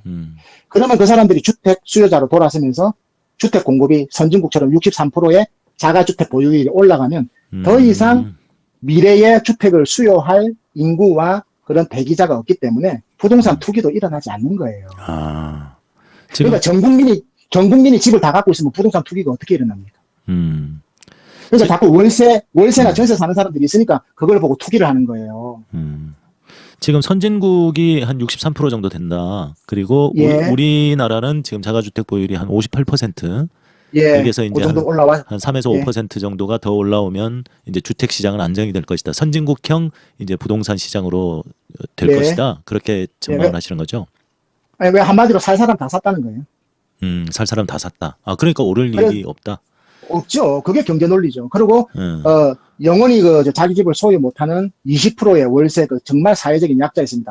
그 사람들한테 세금을 투하해가지고 서초동에 기본주택을 공급을 해줘야 되고 헌법에 보장된 쾌적한 환경에서 반지하의 신림동에서 돌아가신 분들, 그분들 수혜로 돌아가신 분들을 지상으로 끌어올려서 쾌적한 생활을 할 수 있게끔 국민들한테 공급하는 것이 헌법 35조 2항에 나와 있지 않습니까? 듣기만 해도 가슴이 벅차고요. 저는 진짜 우리 대한민국 여성 우리 출생률 OECD 국가 최저지 않습니까? 프랑스의 거의 2.5배 프랑스가 우리보다 출생률이 2.5배가 높습니다. 1.8이 넘는데 그래서 우리나라 대한민국 여성이라면 진짜 임산부 수천만 가지고 있으면 우선 입주권을 주는 거 얼마나 좋습니까? 우리 젊은 가족들이. 당연히 줘야 되고요. 네네. 그다음에 그게 또 사회 약자를 위한다는 사회 정의에도 맞는 거예요. 사회 맞습니다. 철학에도. 예. 근데 김상조 씨가 그 서민과 약자를 대표하는 그 김상조 그 시민단체, 제발 그 시민단체 있는 사람 정치하면 안 됩니다. 김상조 장하성. 아니, 그분들이 임대차 3법을 통과하는 거 뭐 기가 차, 그러니까 내가 그 통과할 때 어떻게 생각했냐. 아니, 강남에 20억짜리 전세 사는 사람을 보호한다고? 그게 민주당, 야, 저 사람들 오래 못 가는데 깜짝 놀랐어요, 그때. 아이고, 이거 정권 오래 못 가겠구나. 그거는 제가 뭐 똑똑해서 이런 것도 아니고요. 길 가는 사람한테 물어보세요. 다 압니다. 우리 어머니 87세에 돌아가신 우리 어머님도, 예? 못 배우신 우리 어머님도 다 알아요. 예. 그러니까 우리 어머님이 뭐라 그러시냐면요. 야야, 애비야. 내가 살아생전에 보니까 이게 한번 올라가면 내려오는 게 없더라. 그게 경제를 정확하게 아시는 거예요, 우리 어머니. 그러네. 야야, 애비야. 내가 살아보니까, 내가 80평생 살아보니까 한 번 올라가면 내려오는 게 없더라. 그게 바로 경제인 거예요. 그렇죠. 근데 그걸 갖다가 김상조 나와보십시오, 토론에. 존 메이너드 케인즈가 어떻고, LA, 진짜, 입에서 욕이 나온다니까. 오늘 수랑님 완전 방언 터지셨네. 오늘. 진짜요, 구역질이 나와서 못 봐주겠어요. 예. 오늘 수랑님의 제일 통쾌한 말씀은 대검찰청을, 그 포크레인으로 잘근잘근 뽀사가지고 그 자리에 소금 뿌리고, 예. 그 기본주택을 공급을 하는 거죠. 그 아파트, 주비 아파트. 그럼 한 2,000세대 들어올 수 있습니다. 예. 그럼 서초에 이제 민주당 표가 한 5, 6천 표는. 아니, 5, 6천 표면은 그 당락이 왔다 갔다. 그럼요. 예. 그 개혁적인 표가 들어가고, 그 다음에 그 옆에 이제 대법원이나 중앙지검에다가 구글 코리아나 테슬라 본사를 법인세를 10년 동안 받지 않고. 면제해주고. 줘버리면요, 앨런 머스크가 이재용도 필요 없습니다. 바로 외국 회사들이 바로 들어와 버립니다. 예. 번호표 뽑아줘야 될 판인데 그 정도 파격적인 혜택이면. 그게 경제인 거예요. 예. 그리고 그 검찰이나 그 대법원을 옮기면 그 사람들 그 구성원들이 조직원들 불만이 많을 거 아닙니까? 그러면은 그 세종에다가요 대검찰청을 스마트하게 2배로 더 크게 지어줘 버리면 돼요. 그렇죠. 안에 그 수영장 딸려서 너가 막 복지 실컷 누려라 불만 없게 해줘 버리면 됩니다. 왜냐하면 그 공사비가 서울하고 비교가 안 되거든요. 네. 그러니까 서로 구성원들을 이득으로서 유인을 해야 됩니다. 이득으로. 그렇죠. 강제로 강압적으로 맞습니다. 유인을 하지 말고요. 예. 그게 그 이소부와의 그런 얘기가 있지 않습니까? 그 나그네의 외투를 벗기는 것은 매서운 바람이 아니라 따뜻한 햇볕이다. 예. 그런 것처럼 예. 오늘 저도 방언이 터지네요. 비유들이. 예, 그러니까 시품님 보수들 특히 강남 서쪽 송파에 사는 그 극보수들이요. 저 사람들이 그렇게 합리적이지 않고 무대뽀인 사람들 아니에요. 얼마든지 따뜻한 온전 합리적인 방안을 제가 오늘 바로 오픈을 못 하는데 오세훈이 따라합니다. 예, 나중에 저한테만. 예, 내가 보고서를 한번 드릴게요. 예, 알겠습니다. 이재명 대표가 대권 딱 출마하기 전에 내가 하나에서 10가지, 100가지 그냥 아주 디테일하게 내가 싹 다 가지고 있어요. 제가 있는 힘을 다해서 이재명 대표의 측근에게 제가 연결을 하도록 하겠습니다. 수랑님 강의를 한번 이 민주당 이 멍청한 국회의원들이 세미나를 한번 해야 되겠어. 우리 수랑님 강의를. 시풍님 제가 이런 말씀은 좀 외람된데요. 네네. 저는 살면서 제 철학이 있는데 저는 조폭. 네. 조폭들하고 정치인들은 저는 절대 안 사깁니다. 사귀지는 마시고 강의 한번 해주세요. 예, 그게 제 철학입니다. 예. 제가 여하튼 그러니까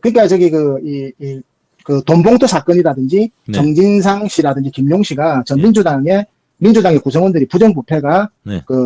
없다 또 있다 하더라도 그거는 아주 미비한. 그러니까 이제 정진상 씨나 김용 씨도 예측을 해보면 법원에서는 무죄를 봐주기는 부담스러울 거예요. 그래서 벌금 한 500만 원. 사실상 무죄인데. 예. 그러니까 그죠. 무죄 해주면 말이 많잖아요. 그렇죠. 그 다음에 이제 이재명 대표한테는 선거법 위반으로 벌금 한 30만 원. 30만 원. 요렇게. 예, 원래 그 판사들이 얍삽해요. 딱 중간에서 이렇게. 그렇죠. 그게 또 맞는 거고요. 그리고 왜냐하면 대한민국의 권력은 국민으로부터 나온다. 모든 권력은 국민으로 나온다를 판사들이 더 잘 알기 때문에 대한민국의 모든 그 대권 지지를 이재명 씨가 받고 있는데 이재명 씨를 형을 때린다는 거는 이재명 씨를 사랑하는 우리 지지자들의 국민들 가슴에 상처를 주는 거기 때문에 어떤 판사가 그런 짓을 할 수 있겠어요. 역사에 남는데. 그렇기 때문에 그렇게 내볼 때 야당이든 여당이든 정치 지도자들은 함부로 손을 안 댔던 겁니다. 그렇군요. 아, 정말 네. 오늘 이 강의가 너무너무 쏙쏙 들어와서 보내드리기가 싫습니다, 솔직히. 예. 그래서 이 그런, 얘기를 좀 드리고 싶은데요. 그 이제 주택 얘기, 예. 뭐 부동산 얘기나 주택 정책 얘기가 나와서 싱가포르의 예. 그 공공주택 중에서 좀 유명한 곳이 있습니다. 피너클 덕스턴이라고. 예. 여기가 임대주택이요. 공공주택이 예. 제가 보여드릴게요. 화면을 보시면 여기가 임대주택입니다. 싱가포르. 싱가포르는 90% 정도가 자가주택 보유율을 가지고 있지 않습니까? 근데 그러니까 부동산이 안정돼가 있죠. 불만도 없고. 그렇죠. 뭐 물론 비싸기는 하지만요. 그 아니, 비싸도 상관이 없는 거예요. 왜냐하면 보유세가 없고, 그렇죠. 그다음 어차피 그 집을 팔고 다른 데 갈 게 아니기 때문에. 네. 여기가 예. 피너클렛 덕스턴이고요. 조금 확대된 사진을 보여드리면 정말 쾌적하고 누구든 살아봄직한, 여기 자세히 보시면 여기가 이제 사이를 오가면서 이렇게 뭐 공원 같은 게 조성이 돼 있고 정말 정말 이쁘지 않습니까? 이쁘고 조금 아니, 뭐. 예, 조금 더 확대를 해보면 이렇습니다. 이게 임대주택입니다. 임대주택. 싱가포르 피너클렛 덕스턴. 그러니까 저게 평당 이제 700만 원만 있으면은요. 예. 저 정도의 그 주택 저거보다 더 멋있는 주택이 우리나라 건설회사들이 뽑을 수가 있습니다. 야, 그럼 그리고 예. 전 세계에서 공무원 능력이 제일 좋은 곳이 싱가포르이고, 그 다음에 이제 우리나라가 넘버 3 안에 들는데요. 네. 우리나라 공무원들, 네. 싱가포르 공무원 못지않게 엘리트들입니다. 전문성, 재능, 지식 다 가지고 있습니다. 네. 그 공무원들의 재능과 지식을 끌어내는 것이 정치 지도자의 바로 능력이고 리더십인 겁니다. 그러면 이재명의 이 용병술이 이재명이 대통령이 되면 이재명의 용병술이 빛을 발할 것이다.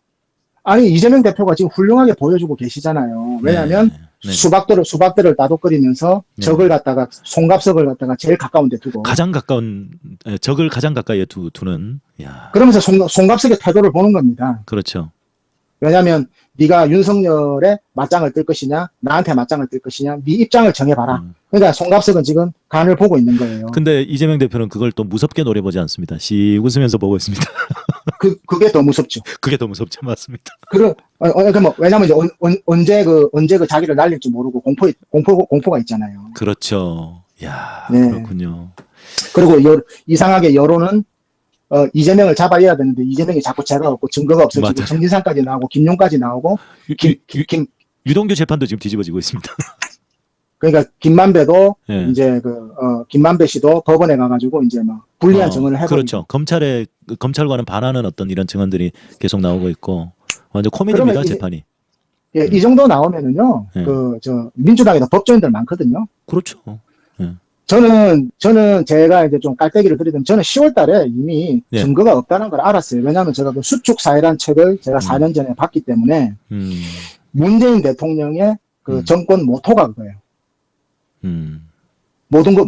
우리 정권 하에 있는 거는 모든 거는 공개한다. 예. 네. 자, 그러면 우리 수랑님 말씀대로 서초에 대검찰청 자리에 이 싱가포르의 피너클렛 덕스턴 임대주택처럼 줄리 아파트를 일명 명타워 줄리 아파트를 짓자. 예, 포크레인으로 잘근잘근 대검찰청을 뽀사가지고 소금 쫙 뿌리고 거기에다가 명타워를 올리자. 그거는 법률도 필요 없어요. 시행령으로 하면 바로 그 대통령이 하라 그러면 되는 거예요. 네. 그러니까 이런 네, 멋진 곳에 지어가지고 정말 우리 다수의 서민들에게 정말 출생률로 고심을 하고 있는 이 대한민국의 우리 여성들에게 사실 뭐 결혼을 하고 안 하고 상관없이 대한민국 여성이 아이를 가지면 우선 입주할 수 있는 권리를 주는 거죠. 얼마나 좋습니까? 예. 네. 그러니까 그 부동산 세금 정책 때문에 노무현 대통령, 문재인 대통령이 개혁이 자초되고 남북한 경제 공동체를 이루지 못한 해안이 있는데 그런 실수를 2번을 하다니요. 그런데도 아직 제대로 된 반성도 안 하고 부동산 이야기만 나오면 잡아먹으려고 눈을 부라리고 째려보고 국민들은 그런 오만한 태도가 어디 있습니까? 민주당도 진짜 국민의힘처럼 국회의사당에 무릎을 꿇고 국민들한테 반성을 해도 용서해줄까 말까 한데요. 그나마 지금 윤석열 같은 머저리가 있기 때문에 그나마 민주당한테 이재명 대표한테 의지하려고 국민들이 하는데 그렇죠. 뭐 민주당이 친문들이 잘했다고 뭐 나서가지고 뭐 어쩌고 저쩌고 참 진짜 해도 너무합니다. 그 친문들. 그리고 이재명 대표가 됐으면 네. 친문들도 과거에 그런 걸 버리고 이재명 대표를 적극적으로 지지를 하고 따라줘야 되는 겁니다. 근데 소위 말하는 친문들이나 이 86그룹 더미래는 사실 더미래 같은 경우는 이번에 이제 당 당 개혁 당 인선 개혁을 요구를 하면서 사실은 저는 이재명 대표의 지도 체제에 대한 어떤 인정을 딜을 했다고 생각하거든요. 이재명 당대표 체제 알겠다. 우리가 인정하겠다. 그 대신 우리가 말하는 대로 개혁을 해라. 물갈이를 해라. 이걸 자꾸 시프님하고 그 시프님하고 비교를 하게 되는데 우리가 한 달 전에 통화했을 때 그 시프님이 이제 제가 그 수박들한테도 1대1로 면담을 해보고 이재명 대표가 맞아. 공천을 줄 만하면 공천을 줘야 된다니까 그 시프님 발끈하셨잖아요. 네, 살짝 발끈했죠. 뭐 절대 이재명 대표가 그럴 사람 아닌 것 같은데요. 그러니까 저 송갑석을 갖다 최고위원에다 앉혀버리잖아요. 예, 저 그럴 줄 몰랐습니다, 솔직히. 주동자만 자르면 되는 겁니다. 주동자만. 네. 그러니까 왜 그러면 수술 부위를 크게 할 필요가 없어요. 그 주동자만 잘라내면 되는 겁니다. 왜냐하면 어차피 그 수박들 중에서도 약한 수박들은요 왔다리 갔다리 하거든요. 예. 하루에도 12번도 왔다리 갔다리 합니다. 마음이. 아니 그런 사람들은 네. 그런 사람들은 품어가지고 김민석처럼 저 상대편 그러니까 우리가 그 전쟁을 하면은 그 전쟁 총알바지 있잖아요. 총알바지. 네. 맨 앞장서가지고 제일 빨리 죽는 사람. 지금 그 김민석이가 지금 그 역할을 하고 있는 거예요. 그러니까 수박들을 그 품어가지고 그 총알바지 맨 앞장 그 전선의 맨 앞장에 세우는 거예요. 예, 저는 딱 10명만 쳐냈으면 좋겠어요. 그러면 나머지는 정리가 확 될 거라고 저는 생각합니다. 10명만 딱. 그러니까 우리가 이제 그 순간이 언제냐면 저는 개인적으로 그렇게 추측하고 있습니다. 우리가 모든 지지자들이 일상생활로 돌아가고 이 정도면은 안정이 됐다. 그리고 다른 이슈에 집중을 하고 이럴 때 수박 얘기들이 나오지 않고 민주당이 안정이 되고 잘 돌아가는구나. 그 순간에 딱 자르는 겁니다. 그 순간에. 이제 민주당이 좀 이제 안정이 됐구나. 그리고 이제 한숨 자도 되겠구나 하는 순간에 하다가 이제 날리는 거. 그다음에 지지자들도 한숨을 놓았을 때. 예. 모두가 일상생활로 돌아갔을 때 그때 자르는 겁니다. 네. 그 우리 그 시품 독자님들한테 여러분 진짜 10명만 잘라야 된다면 누구를 꼭 잘라야 된다고 생각하십니까? 하니까 딱 나오는 이름들이 저는 박범계까지도 봐줘야 된다고 생각해요. 박범계까지도. 어쨌거나 뭐 여기저기 기웃기웃 하니까. 근데 전해철, 홍영표, 그다음에 설훈, 윤영찬, 또 누가 있죠? 이상민, 김종민. 솔직히 김종민도 저는 솔직히 포섭이 가능할 수도 있다고 생각을 하는데. 김종민은 완전히 돌아서는 그 계기가 있거든요. 이재명 대표가 지금 거론하신 그 분들의 개개인에 대해서는 이재명 대표가 훨씬 더 잘 알고 계실 겁니다. 저희들보다. 네네네. 그거는 이재명 대표의 그 판단력을 믿으면 될 것 같고요. 네. 그거보다는 사람 위주보다는 민주당은 실력 위주. 실력 위주라는 거는 말로만 민생 하지 말고 그 민생의 구체적인 내용. 그리고 실질적으로 바로 해결할 수 있는 내용.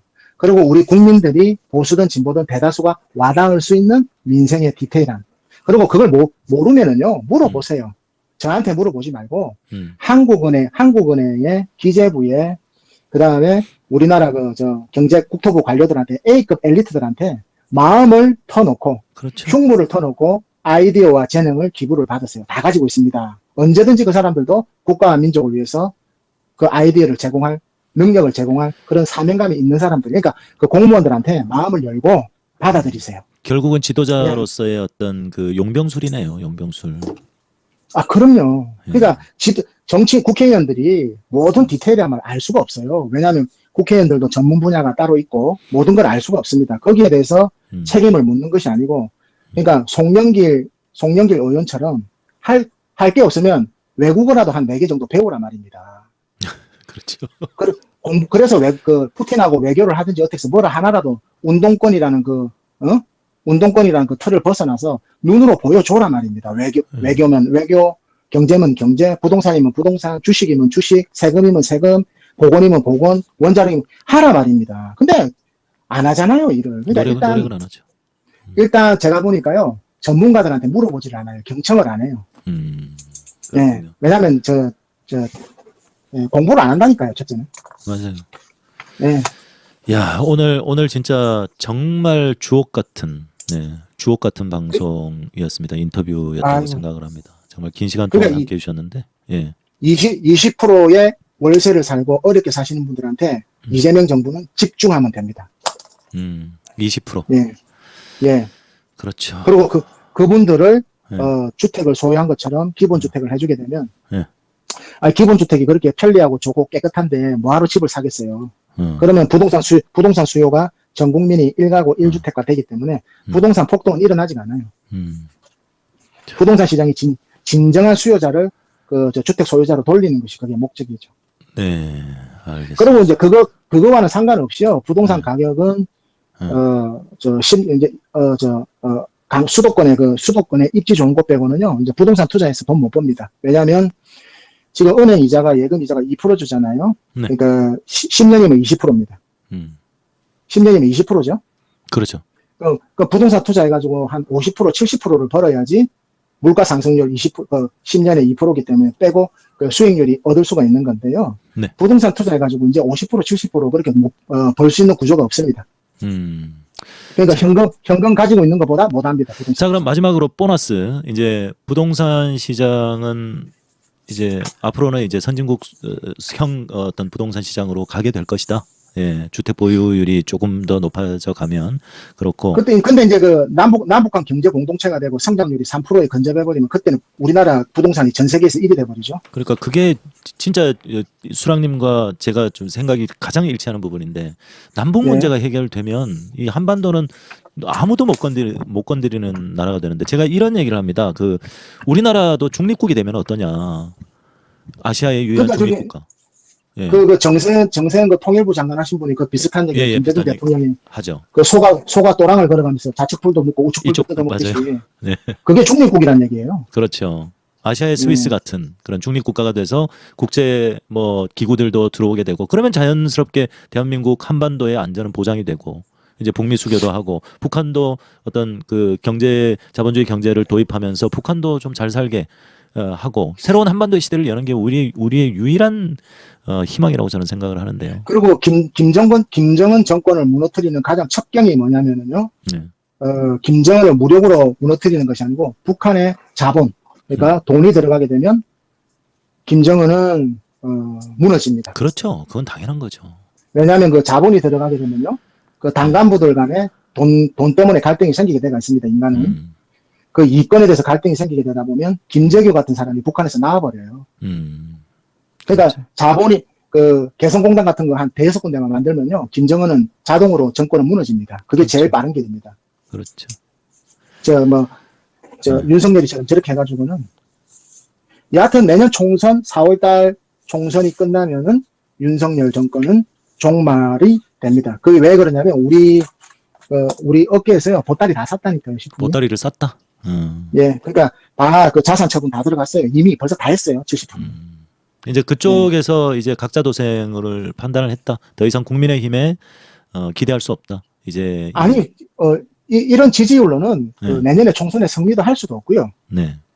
그리고 이 지지율이 좁혀지지가 않습니다. 이미 저번 달에 제가 말씀드렸던 그때가 변곡점이었는데 한 달 사이에 쫙 갈라져 버렸어요. 이게 다시 좁혀지지가 않는다니까요. 네, 그렇군요. 그게 이때까지의 데이터입니다. 왜냐하면 대중들의 마음이 1년 전에 바뀌지 않습니다. 네, 알겠습니다. 네. 그 수랑님을 고정적으로 좀 모시고 싶어요. 수랑님 코너를 만들어야 되겠습니다. 제가 또 다음 달에 아주 또 좋은 소식 가지고 한번 찾아뵙겠습니다. 네, 알겠습니다. 자, 마지막으로 우리 독자분들에게 늦은 시간까지 정말 많은 분들께서 거의 4,000분 가까이 듣고 계세요. 아이고, 그렇게나요? 네네네. 아이고, 이 새벽에. 마지막으로 인사해 주십시오. 네, 우리 그 식품 시청자 여러분들 좀 우리 식품님 구독 좋아요 좀 적극적으로 좀 홍보 좀 해주세요. 왜냐하면 부탁합니다. 제 수랑 얘기가 100%는 아니더라도 그래도 60%는 쓸모가 있으면 그래도 세상에 공짜가 없는데 좀 구독 좋아요 좀 해주셔야지. 우리 식품님 구독자 보니까 제가 너무 가슴 아파요. 좀 잘 좀 부탁 좀 드리겠습니다. 네, 수랑님 오늘 귀한 시간 내주셔서 정말 그 소중한 인사이트를 나눠주셔서 진심으로 감사를 드립니다. 네, 제가 복이 많습니다. 아니, 시프님 늦은 시간까지 많이 고생하셨고요. 네네. 네, 잘 지내시고 제가 또 좋은 그런 어떤 내용이 있으면 제가 또 한번 또 찾아뵙겠습니다. 건강하시고요. 네, 알겠습니다. 편한 밤 되십시오. 네. 고맙습니다. 네, 고맙습니다. 감사합니다. 네. 네.